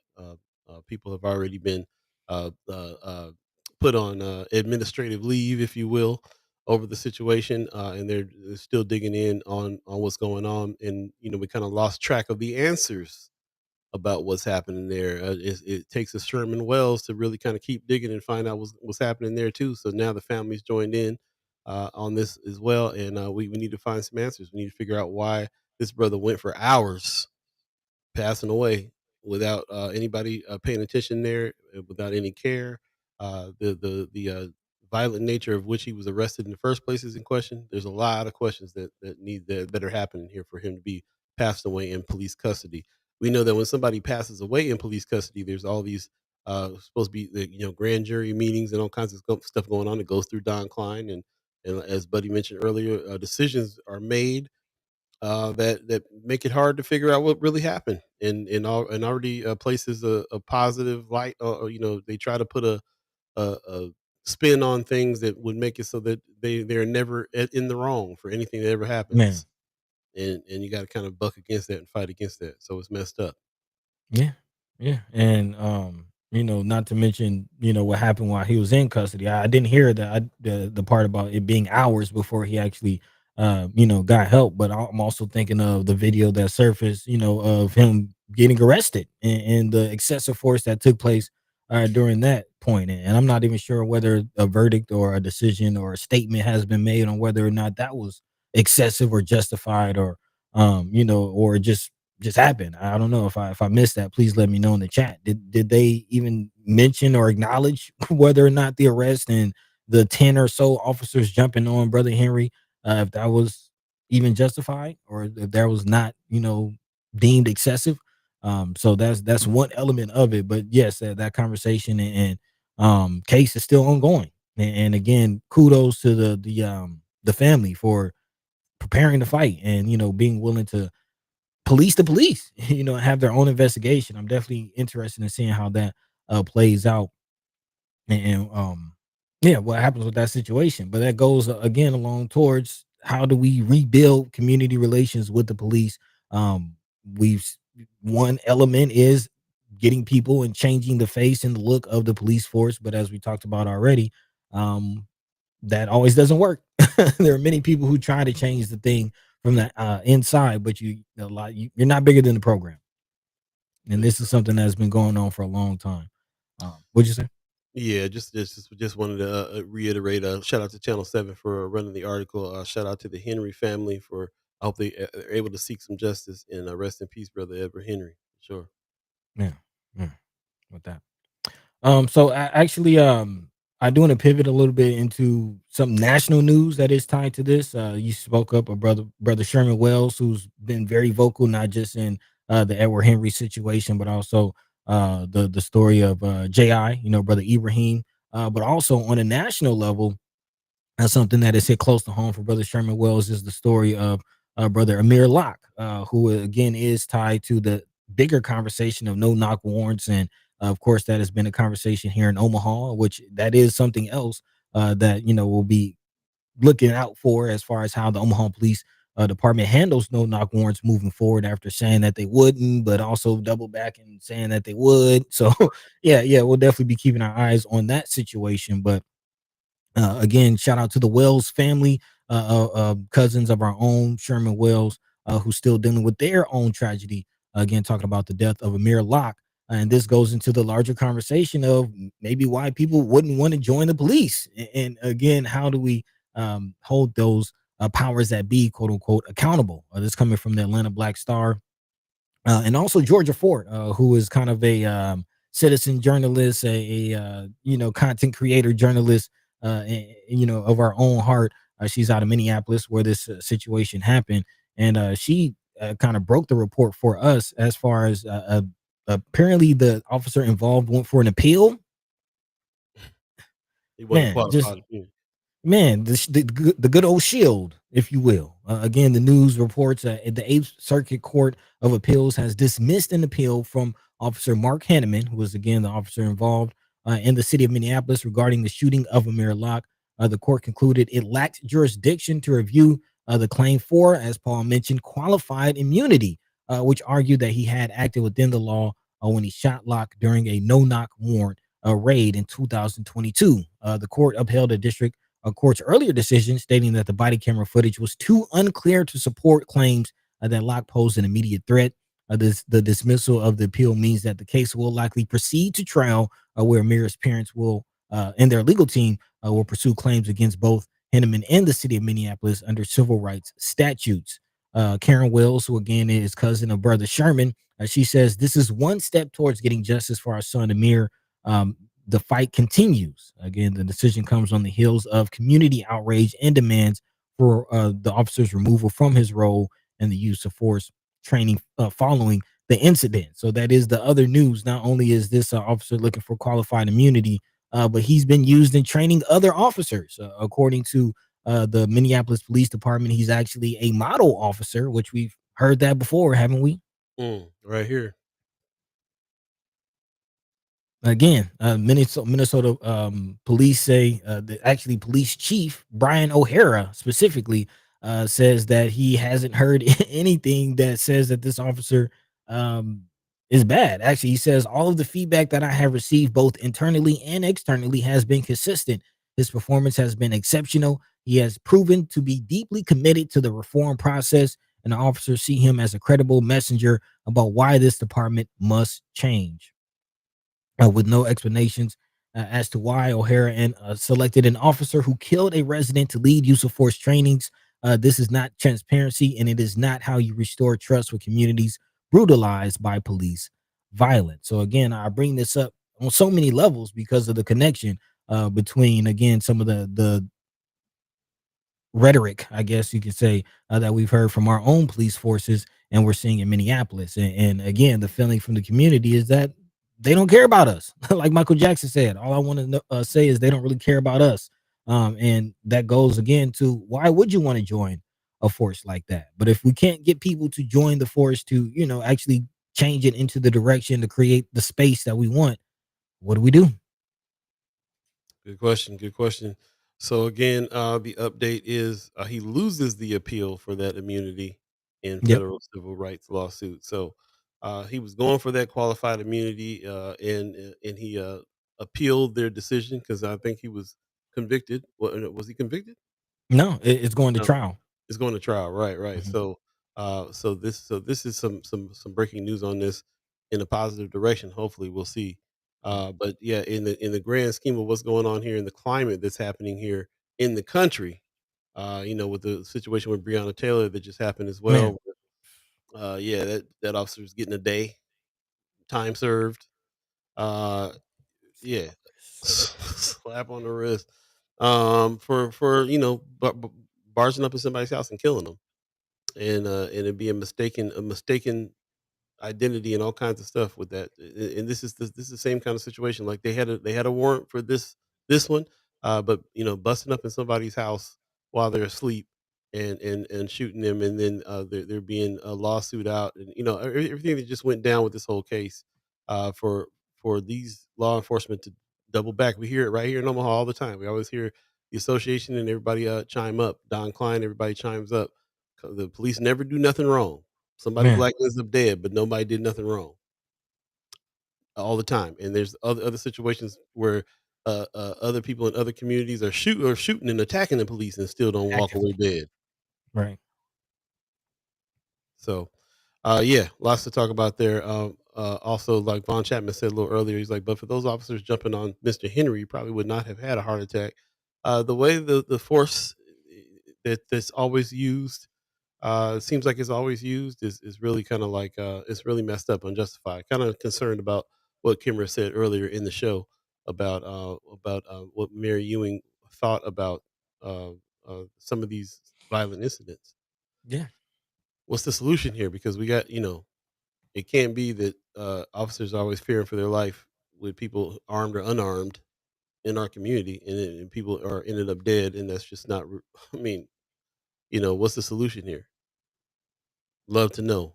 Love to hear from you as well. Definitely want to hear from you on all these subjects. I appreciate you guys who are putting these uh these comments in the chat right now. Tony Johnson says seems every side of these issues is having trouble getting people out to support their efforts. What would it take to get Black Omaha more active? Mm. I don't want to discount some of the things that are going on as well. There is some activity that's happening too. Again, the 360 meetings that happen every week are one segment of the population's attempt to get together with the police and come up with some solutions. And I do believe some solutions have been come up with. I do believe that there things would be worse if it hadn't been for some of those kind of interactions. Those interactions and meetings need to be held accountable too, and they have been. And we saw the footage of Brother Jahi and Brother Wells disrupting the meetings because they don't feel like enough's getting done, and people are passing away. People are getting killed by the cops, and the cops are sitting Man. up there and they're feeling like they're sitting in the room with murderers, and that's really kind of how people feel about it. And there's a lot of wordplay, a lot of law, a lot of talk about the law, talk about qualified immunity, all these things that you got to circle around with your words in order to get to it's okay that they did this and it doesn't feel good when we have to hear all this swirling around. The fact of the matter is, a police officer killed someone, and that's just the bottom line. And if we feel like it's unjustified, then we're gonna have a real problem with it. A real problem. And I always have a problem with qualified immunity in the first place. I do think that Man, just like everybody else would be in trouble for killing somebody, police officers are too. And they this qualified immunity thing is something we've been talking about for a long time. It's kind of a trip, and it's changed even more. It's changed even more. There's laws out now because of our current administration that will make it so you get the death penalty if an officer dies by your hand, or man, something happens, or you get life in jail if you attack a police officer.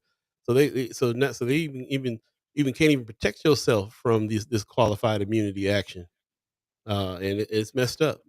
How is more people not going to die under these circumstances?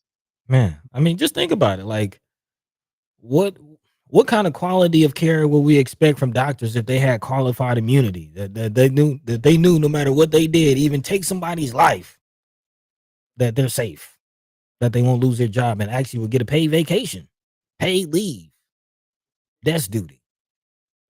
I mean, even Burger King. Do you think people care about making your Whopper right if they knew that they wouldn't get fired? Yeah, I don't know. I don't know. They don't seem to care with Burger King too much. I don't know. I'm just saying, like the thought of qualified immunity is crazy. It's crazy to me. Yeah, most def, most def. Uh, yeah, mandatory. Anthony Rogers Wright says that we need to move from qualified immunity for the pork and units to mandatory minimums. Watch how police killings drop. Hmm. Man, man. So So, true, so true. Let's take a quick break, man. We'll come yep. back, cleanse the palate a little bit, and come back and finish out the conversation here in the last half hour of the show. Appreciate everybody that's joining us now. Do us a favor, share the show on your page if you're on Facebook.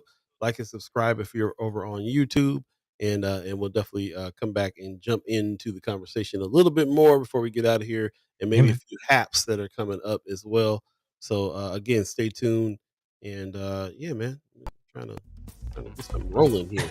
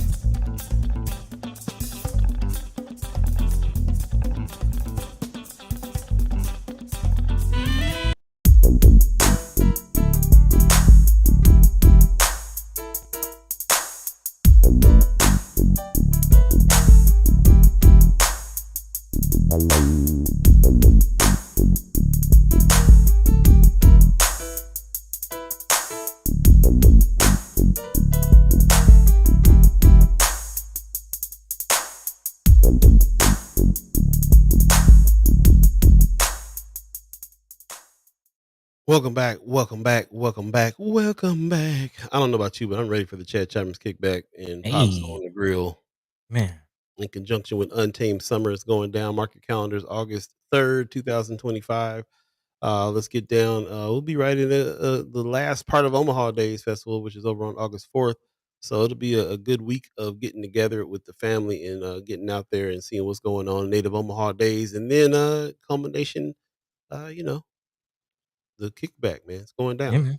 So we appreciate everybody that is come to the previous kickbacks, and we hope Hey, hopefully that we can hopefully we can continue to congregate with you and get to know the Chad Chimers. This is all about getting to know the Chad Chimers, and living alive with one another, not just yeah, man. somebody coming on and speaking into the chat, but also building the fam. So that's what it is all about. Appreciate that.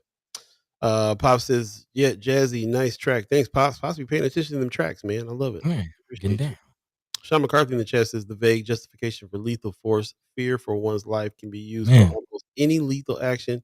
is disturbing as hell, given how little it takes to scare people, Man, especially certain folks.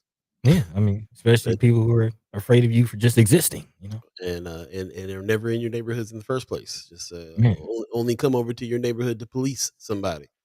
It's a trip. So why would yes, I would be scared too. I would be in fear too if that was the case. If I was a white officer that never spent any time in with black people or in the black neighborhoods except to police them, I would be on guard all 24/7. I'd be afraid too. So, Mayor Ewing is talking about solving this by having enough police officers for people to be constantly in the neighborhoods to be able to get to know people better, and to not be in such fear of and just coming over from somewhere that you have no connection to. That's kind of his way of fixing this situation. I'm sure there's a lot of other ways too, but that's one of them. See how it works. man, and that's kind of where I wanted to lead this conversation and kind of wrap up this conversation. As you mentioned earlier, we will be speaking to Mayor Ewing. And possibly these things might come up as far as policing and public safety, which is one of his priorities. What that actually looks like, and in this season of Space is the Place, us trying to imagine and envision what that future looks like. How our communities are policed plays a big role in that. And again, how we started this conversation, this episode today, talking about Mayor Ewing, plays a big part in that. As far as some of his comments, going back to what Sister Kimra said, she said, I had a pretty good meeting with Mayor a week ago, and the only part that discouraged me was when the meeting was over and we talked about Stephen Phipps. He feels, again, the officer was justified in the shooting and ultimately taking the life of Stephen Phipps. And she says, I highly disagree. And again, that disagreement, or feeling of justification of these things and what policing looks like is going to play a big role. So appreciate your thoughts, and I wanted to actually ask you to start this conversation, Paul, about community policing, because you have brought out the fact that your vision and your idea of what community policing looks like is different from what Mayor Ewing has said. And again, we'll be talking to him, so maybe we'll ask this question again. Maybe his feelings and thoughts have changed. And again, if any of you have any questions for Mayor Ewing, maybe send it our way. Maybe we can help you out in getting that answer. But definitely love to hear from you, Paul, as far as your thoughts on what community policing could look like. I know you mentioned, it's more so of the community policing itself. But yeah, what does that look like more in your view? Yeah, I mean, that's just the answer for me, the community policing itself, not having an outside police force checking ourselves. So I've been thinking a lot about why I feel that way, Hmm, where that idea comes from. I think there's a lot of different places where it comes from. I feel like growing up in pretty close knit communities, I kind of feel like there was always an uncle or grandfather or father or somebody who was kind of handling some situations. I remember going to family meetings about problems that were happening and trying to take care of those things ourselves. I kind of grew up in households that didn't do a whole lot of calling of the police when something went down. Men kind of stood up and took care of what needed to be happening at the time. mhm, I think also growing up in California, where there's a very big kind of it's permeated with gang culture, and a lot of times when I say gang culture, especially in Omaha, people perceive that to be very negative. I didn't perceive it to be as negative as a lot of people think it is, because mm, I'm also old enough to come from the era when gangs were put together to protect neighborhoods. In the 70s and 80s, in the early 70s and 80s, right before crack came through, gang culture was different, man. a little bit different. You kind of took care of what was going on. Being getting bullied one time when I was probably about in fourth or fifth grade, Mm, and the local cat that everybody kind of feared was like, nah, we ain't gonna let that happen to you, and went over and checked some dudes. So like, I think that comes from that too. We just kind of come from this culture of like, something real terrible got to be going down to be calling the police if we can't try to handle some things ourselves. Also, man, I remember being inspired by stuff like the Guardian Angels and stuff like that. Hearing about those cats out in New York wearing the burgundy berets, and they would kind of patrol the subways and stuff like that, and just keep people safe. And wasn't always cops on the beat that stopped from people from getting mugged. It was them cats. You know what I'm saying? And I also heavy into the Black Panther culture as well, where they also did protect themselves even from the police, and Mhm. was the reason why they took up arms to say and stood by while people were getting arrested and those types of things too. So just in terms of that, the police department, that the police culture of being this kind of blue blood blue line situation where we call them I mean LAPD was a gang, bro, Man, straight up gang, and how many police departments around the country acted like that as well. I mean, it's documented everywhere. So if NYPD. they're a gang, how are we protecting ourselves from them in that kind of way? So when I think of police, when I think of neighborhood policing, the police department ain't involved at all in that for me. Mm. That's all us. That's all us taking when we thought something was going down over there at the Union for Contemporary Art, turned out to just be some cats over there chalking up the street with chalking writing stuff on the street with chalk. But it was a one phone call from me, and 4 or 5 brothers showed up over there to protect them sisters over there at Union, and run that mess off the street. And that's calling the police had nothing. It was so far away from my thought process of how to help protect that situation. No, we're gonna go over there and take care of the deuce ourselves. Like that's where I'm at with that. And when you think about it, and then you also think about like when things go down in your community as well. When things happen in your community, who you wanna bring in, some outside folks that don't understand. I'd rather call somebody that know the cousin of mine that's having a breakdown, and go try to help and go try to constrain or do whatever happens. I mean, there's problems in some of those things as well when you're trying to security companies and people properly trained in de-escalation and all kinds of stuff like that. I'd rather call Sentinel Force before I call the police about something that's Man. going down. You know what I'm saying? So, especially in a situation like we have here, where I don't feel like the police have a lot to do with what's going on in certain communities. I feel a little bit more like they do when now that I'm more aware of what happens with the 360 situation, and we know people on first name basis and stuff like that. But if to me, it started to get a little bit better under them circumstances, and then the sheriff started doing this jump out stuff, and now Mm. we're back to looking and seeing about unmarked cars. I mean, brother Ibrahim was sitting in front of his house and was skeptical about an unmarked car and a plainclothes officer getting out on him. Like, why wouldn't you want to protect your block and your neighborhood and your mama's house that you're sitting in front of? Like what? However that went down. You know what I'm saying? Like, Yeah. and now we're back to that. Now we're back to having to worry about how we're being policed. So yeah, I feel like that's where I come from with what I believe about the situation. When I say community policing, I'm talking about the patrols and stuff like that Mhm. some of the brothers put together for the deuce when some of those things went down. I'm talking about that type of thing. You know what I'm saying? And that doesn't solve everything. I don't happen to think that the police shouldn't exist, but Mm. they certainly should be operating differently. They certainly should be operating differently when it comes to being in people's neighborhoods. We can't take a force of people over to any other neighborhoods and be walking around checking folks. That kind of stuff got to slow down, and also the traffic stops and stuff like that too. I come from a area, growing up in California, where that's always been a problem too. Man, chips been a problem for a minute. A Man. traffic stop will put you in jail. Traffic stop will have you killed. The justification of being able to, and also in other states where they, they check you out. They see that they profile you, and then hey, let me pull this guy over. I mean, it's such a trope now. It'd be in every hood movie from LA you can think of, where a cat is driving around in a nice car and just driving while black and getting pulled over because his car's too nice. I mean, there's a whole aspect of policing that does not work for me at all, and it makes me very very skeptical of all that stuff. I'm dealing with something like that over here.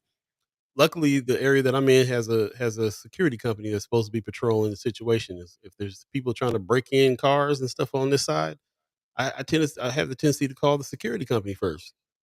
Not or if there's I live across the street from a library. A lot of times homeless folks are going over there doing stuff. This one cat is Mm. coming up here. He got a speaker on some wheels, and he'll be out here blasting his music at 2 o'clock in the morning and sleeping on the bench. And I don't want that brother put in jail or beat up by the cops because I called the police on him. I don't want that to happen at all. I call that security company and tell them come by and suggest he turn that music down or he do something. I don't even want them to kick him off the bench. I just want him to realize that he can't blast a full on speaker in the middle of the night. You know what I'm saying? Like, Yeah. and if they can't handle it, I'll go down there. I'll just have to go down there and talk to the brother myself. But the last thing I'm gonna do is call the police on him because he might die because of it. And that's the world we live in. That's the point. That's the point. And to that point, how many times have we heard stories of police arresting and treating the people who called them as a suspect? Like, I'm the one who called you. Why are you treating me like I'm doing something wrong? Like, that happens more times than we think. And I'm glad you laid it out the way that you did, because I agree. I don't think that we should just completely do away with the police, like the whole completely defunding the police and getting completely away from that. Um, I don't think that's fully the answer, but I want to hammer down like how oppressive the force and presence of the police is. Mm, It doesn't make the community feel safer. mm-mm. When I'm driving, and this is something I was thinking about the other day, like when I'm driving around, I'm not thinking, "Oh, man, I sure hope that car full of black guys doesn't rob me." I'm not walking around North Omaha like, "Oh, man, I hope I don't get robbed," or, "Oh, man, these guys are gonna shoot me," or, the most thing I'm afraid of is getting pulled over by the police and interacting with the police. Mhm. That's the only thing I'm thinking of when I'm driving around. And it ain't because you're doing nothing wrong, contrary to No, popular belief. Anybody who's thinking that mess needs to go somewhere because that's what it was. People, "Well, if you weren't doing nothing wrong, you shouldn't fear the police." Well, you're not from our culture if you're saying something silly as that. Point blank. Period. that is a You real you're not riding dirty. You're not doing nothing wrong. Your lights nah, work. man. Everything is cool, but you still scared to drive around and get pulled over. Yeah. And I can't tell you how many times I've had that U-turn. I've had that U-turn, and your heart just sinks. And it's that tense moment of, again, you're not doing anything, but just the sheer fact of knowing that the police is behind you, and one missed stop sign, one failure to signal to turn. And again, you're already nervous because they're watching you, even though you didn't do anything. And they're just waiting for you to mess up so they can jump on you. That's oppression. That is oppression. That does not make the community feel safer, but that is what the police is. That is what they do. Yeah. Again, I'm not a gang member. I don't have ops. But if I'm sitting at my cousin's house and we're sitting on his front porch talking at 1 o'clock in the morning, maybe drinking a beer, but hey, that's not illegal. And I see a car creeping up, I'm going to get suspicious. And the police doing it doesn't help. No, it really doesn't. So again, what does it look like? What does a better future look like? What does the space and place that we want to occupy look like? I definitely appreciate what you're saying. It goes, and to kind of wrap up the conversation, I want to go back into the lanes of change, Mhm. because I do think elements of community policing already exist, and we've kind of already acknowledged them. Whether you agree with it or not, Von Chapman asking, what role does Omaha 360 have in community policing? A part of community policing is the community holding police accountable. And whether you like it or not, Omaha 360 gives you an opportunity to do that. Kimmer says, "I'm still waiting for a definition of community policing from the Omaha Police Department there as well in the same sentence." So, like, thinking of that too. If we are sitting at 360 meetings, have they given a definition of what community policing looks like? Closest thing that I've had is, like I said, my conversations with Mayor Ewing before he became mayor, and that's what his expression was to have enough police officers to where it doesn't always have to be a crisis situation that has to be happening, and send out a policeman over here that's stretched thin because he's over here solved doing something with trying to stop a crime, whatever the deal. If you have enough police officers on force, then they can be in the communities more, and that's their his idea of community policing. I'm not sure what the police department feels on that because I haven't talked to them, but 360 meetings are the place to ask if we want to know. Also, Kimura says, I remember the first time my son got pulled over in my car and called me. My reaction was straight panic. Man, Straight up. You guys, I don't know if you guys seen the footage recently of this brother who was had a dash cam, which I feel like everybody needs to have now. And the police officers breaking the window, punching him, busting him, pushing him in the face.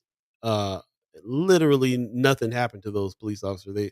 They already got they already claimed that they did nothing wrong in that stop. And we're watching this brother get punched in the face and glass in his face over what happened over getting pulled over. I mean, we see it so much now, we don't even pay too much just attention to it. We can't watch it.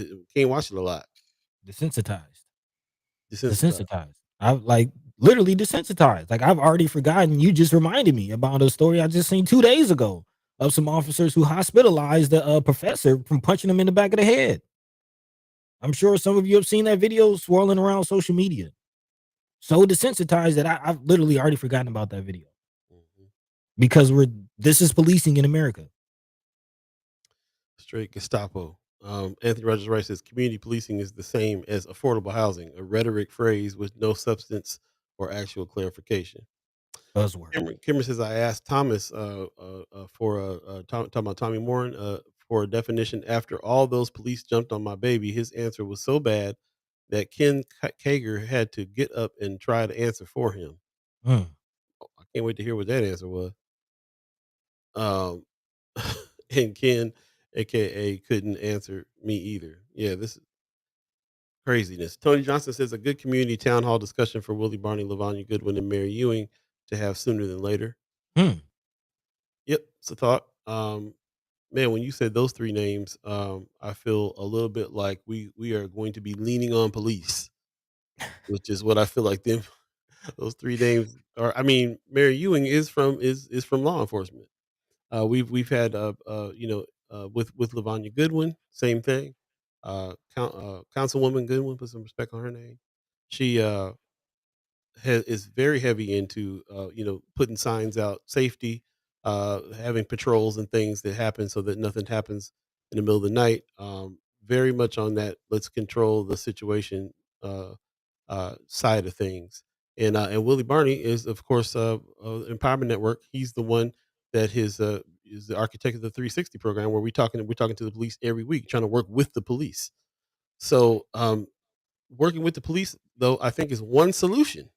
Hmm. I really believe that there's some other solutions out there as well. It really has to do with how the police are, what the laws are for police in the first place. That's another part. That's another part of this. What are the lawmakers doing to ensure that there's better relations between the police and the community by policing the police? Who polices the police? Man, man. And to continue on that, I will also add in, as you mentioned, Sentinel Force and some of the organizations that are working to, outside of the police force, make sure that the community is safe. Brother Kasim has expressed many times when he's had run-ins where, guns were drawn and things got tense, but people were able to go home. And how many times would that be different if the Omaha police was there? And again, that's just what it is. Those are the questions we have to ask. Right. So will we be better off when you have events calling a Sentinel Force or not before you call the Omaha police to secure it? Is that what community policing looks like? Our community organizations getting those contracts.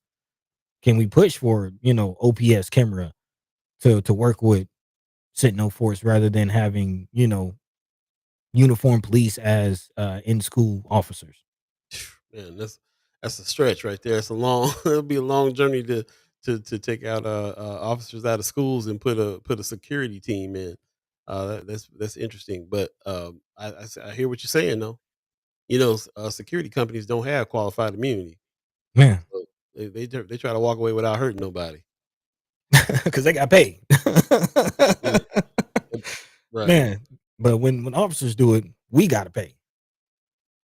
So true. So true. 6 minutes left in the show. Again, appreciate all your comments. We'll continue these conversations. Of course, these conversations are pretty ongoing when it comes to this, because there's always room for figuring out solutions on better relationships with the police.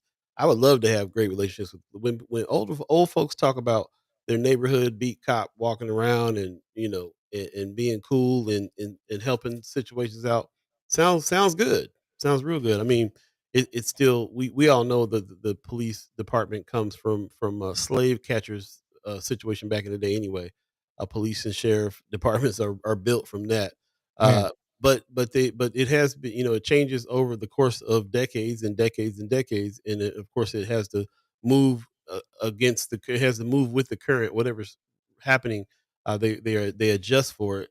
But I mean, it's a constant fight because there's too much abuse in the situation. There's not enough community engagement in order to keep some order.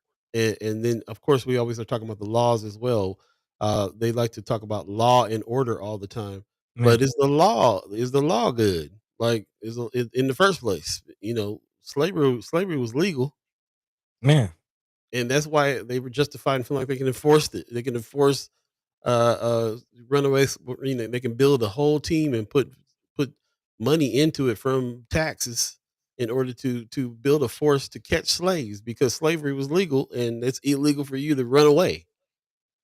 So like Think about it like this: the 13th Amendment. Like we say like, but you really think about it, it's literally the same thing. Because again, you involuntary servitude is illegal unless you're duly convicted of a crime. And we got a lot of people that are kind of circumventing this just due process and being judge and jury and just going skipping straight to the end and treating you like a slave on the streets because they already feel you're guilty.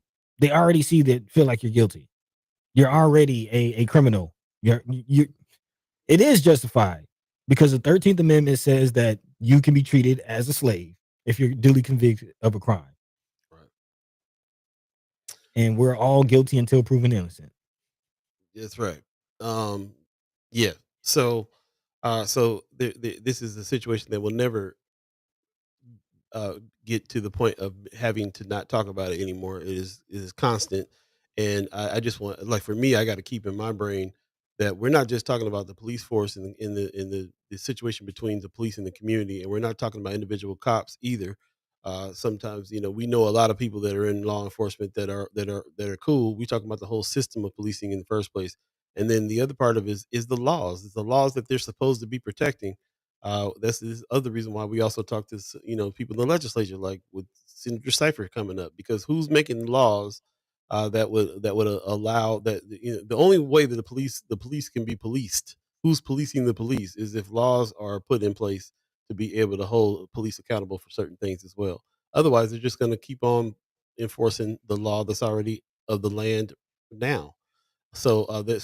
There's two lanes right there. I can see there's how the police office the police force polices our community and the relationship between us and the police force, and also the laws that they are enforcing as well. So people who are making those laws that they are out here enforcing in the first place, what are those laws? So those that's already two lanes right there that needs to be addressed. Hey, Brooke Allen, and saying hello. Appreciate you coming in. We only got about 2 minutes left in the show, but Sure. we're kind of putting these questions out to be able to talk about them further in future shows in a big way. Yep. Yep. You have any questions for Mary Ewing, who we'll be talking to tomorrow? I'll put them in Friends of First Sky Omaha, or you can send them to firstsky@gmail.com as well. And if they will consider being able to ask some of those too. And yeah, this is great that we're kind of having this conversation because since we have a new mayor, what does he where does he stand on a lot of these things? We've been wondering. We're very excited that he's here, and I get a great feeling when I feel like this is a brother who grew up around the Deuce. You know what I'm saying? About to get a street named after him. First black mayor. This is awesome. And I'm not even skeptical yet. All I am is like, okay, let's see what he's doing. Hmm. Let's pay attention to that. That's what this whole thing is for. That's what the Man, news is for. Our conversations are for. Pay attention to it. See what's happening, and everything he does is very public, so we'll be able to see what it is that is happening and can assess that. And this budget proposal is the first thing. You tell a lot about a person on how they want to spend the money, man. and that's what it is. With that, we're going to go ahead and get out of here. We, like I said, appreciate you guys engaging in this conversation and bringing all the information that you did to it. If you have more things to say about it, put it in Friends of First Sky Omaha, the Facebook page, Facebook group page that goes off. We will have some special guests coming in on Friday, and the Senator Cipher will be coming back Monday. So we'll be talking to Senator Ashley Spivey, Senator Terrell McKinney on that Monday, and then we will fire up the season of Senator Cipher with them and also other special guest senators that'll be coming in between. So stay tuned for that, and we can ask some of those questions there. Anthony Rogers Wright earlier asked the question if we were talking about interviewing a lot of those candidates. Not sure. We talked about. I saw Crystal Rose enter the race, and everybody had a lot to say about that. Not sure. This season, the season 3B space is the place. We got some other things we want to concentrate on, talk about. Really not sure if we're going to be bringing on those candidates. You let us know though, if there's a reason why we need to be looking at that. If there's somebody who's important, if there's somebody who's on the verge of being able to beat to win. You know what I'm saying? Like what's really happening here? Because all I see right now is just people jumping in the gate that I don't think has. Some of them don't have a chance. Mm. Uh, so yeah, I'd like to get more information on that, and then we'll see what's going on there. But yeah, really appreciate everybody who is giving us that information and suggesting some of the things that we do and some of the guests that we bring on. We keep a note of those things so we can bring those people on and have some conversations this season. So with that, I'm gonna hand it over to Buddy. You got some words for the people? Yeah, yeah. I mean, to that point, I did see reports on some of the finances being poured into some of these races, so things are picking up. And once people start chiming up about the money being invested in some of these campaigns, things are well underway. So, yeah, we'll definitely continue to kind of look at that situation as more names get thrown into the ring and as that thing moves forward. Because although this isn't the season of the ballot and the bullet, we do have elections to prepare for coming up next year. And there is a six to dismiss that we're pushing for. So yeah, a lot of things in the works. But yeah, we appreciate the questions and keep them coming, man. Keep the questions coming. Keep the conversation going. To Paul's point, that is our lane. That is what we're here for. Again, our lane is journalism is activism. Trying to get active in this journalism lane and making sure that the information, more importantly, is being discussed, is being disseminated, and we're getting it to where it needs to go. So we appreciate those who are helping us do that. Again, support, support, support. We have a lot of things coming down the pipe. Of course, at the end of the week, the weekly wrap coming out every Friday. So look out for that. Also, as Paul mentioned, we have our content creators camp that's going down this Saturday as a second class of that. I have spoken to several people who have reached out who are interested. Again, they're excited about this weekend, so looking forward, hopefully, having a little more active class. Again, big shout out to those who showed up last week. But again, big shout out to those who are continuing to reach out, who are remaining not only interested but energetic. Man, a lot of people enthusiastic about what it is that we're doing with this content creators camp, trying to build the news gang, trying to build a team, an army of citizen journalists. Again, exercising that First Amendment right, the freedom of press. Let your mind be free. Let your voice be heard, man. So that's what it's all about. But not just that, we're celebrating all of you, our chat chimers. Again, the chat chimer kickback coming up August 3rd, just weeks away, kind of as a part of the Omaha Day festivities and in conjunction with Untamed Summer. Big shout out to Brother Sherman Wells and the crew over at Assembly of the Saints. Yeah, they get down. They get down. So go ahead and get down with us. Again, it's all happening August 3rd, 2025. Papa Guy will be on the grill, but it's Hey, also a potluck situation. So, if you got a dish that you feel like you want to share with the good people, reach out to us, let us know what you're bringing, and we can coordinate that and make it happen. So, again, a lot of things happening. Of course, we also have our Lanes of Change project going on this season. So, look out for content on that front. But in the meantime, between time, Paul B, yo yo. take it away, man. Man, we're gonna get out here. One more announcement before we get going to Sherman Wells, who is running the Untamed Summers over there at Assembly of the Saints, is putting a call out for people to bring waters to Assembly of the Saints so that we can have water for the kids and stuff like that when Man. they do their Sunday madness over there. So definitely, if you can bring some waters by Assembly of the Saints, that would really help. Look up Sherman Wells' page. He got an announcement on his page. You can see some of the things that he's asking for people to bring over, even before the Untamed Summer Sundays are happening. So anytime during the week, you can bring some supplies over and help when it comes to those types of things. And the more waters and stuff, the better that we can bring. Especially this summer, it's gonna be hot outside. and the kids are going to be outside too, doing some things over at Assembly of the Saints. So definitely check that out and drop some waters by if you would. Check in with Sherman Wells on how much they need and all those good things. So appreciate it and appreciate you.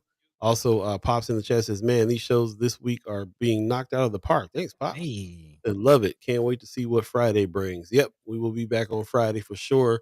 2 hours on Friday, 7 to 9, as Buddy mentioned. Also, the weekly wrap that'll drop around 4 o'clock. And so more information to come as well. And if you have any information you want to share, put it in Friends of First Sky Omaha or the group page on Facebook, or you can send it directly to us at firstsky@gmail.com. With that, we're going to get out of here. We give a shout out and thanks to the Umaha tribe elders for allowing us to be on this land and speak while we're here. Shout out to our elders for allowing us to speak before you. And shout out to you, the chat chimers that show up faithfully every time. Really appreciate that. Can't wait to spend some actual physical, live alive with one another time with you Man. guys coming up here shortly as well. So I love the family that we've been building with First Sky Omaha. Let's expand that family. Share the show. Tell people that you think might be a good addition to the conversation. Let them know that this is happening, and let them know this goes on regularly Monday, Wednesday, Friday from 7 to 9 in the morning. In the meantime, between time, we will get out of here and we will see you on Friday. You guys take care of yourselves. Stay cool. Check on your loved ones. Oof. That triple index is going to be ridiculous. Oof. Please check on the elderly and everybody else, man, because the air conditioners don't work today. Y'all going to be in trouble Mm. in big way. It's supposed to be hot, and not just hot, but humid hot. Sticky. I can't stand it. I can't stand the stick. I can deal with the heat. I can't stand the sticky. Just can't do it. Just can't do it. So I will be in, and I will be praying that this air conditioner stay on all day long. And that's just what's going to have to happen. So check on your loved ones and stay cool. And we'll see you Friday. Peace. Peace. By the way, Vanglorious, this is protected by the red, the black, and the green.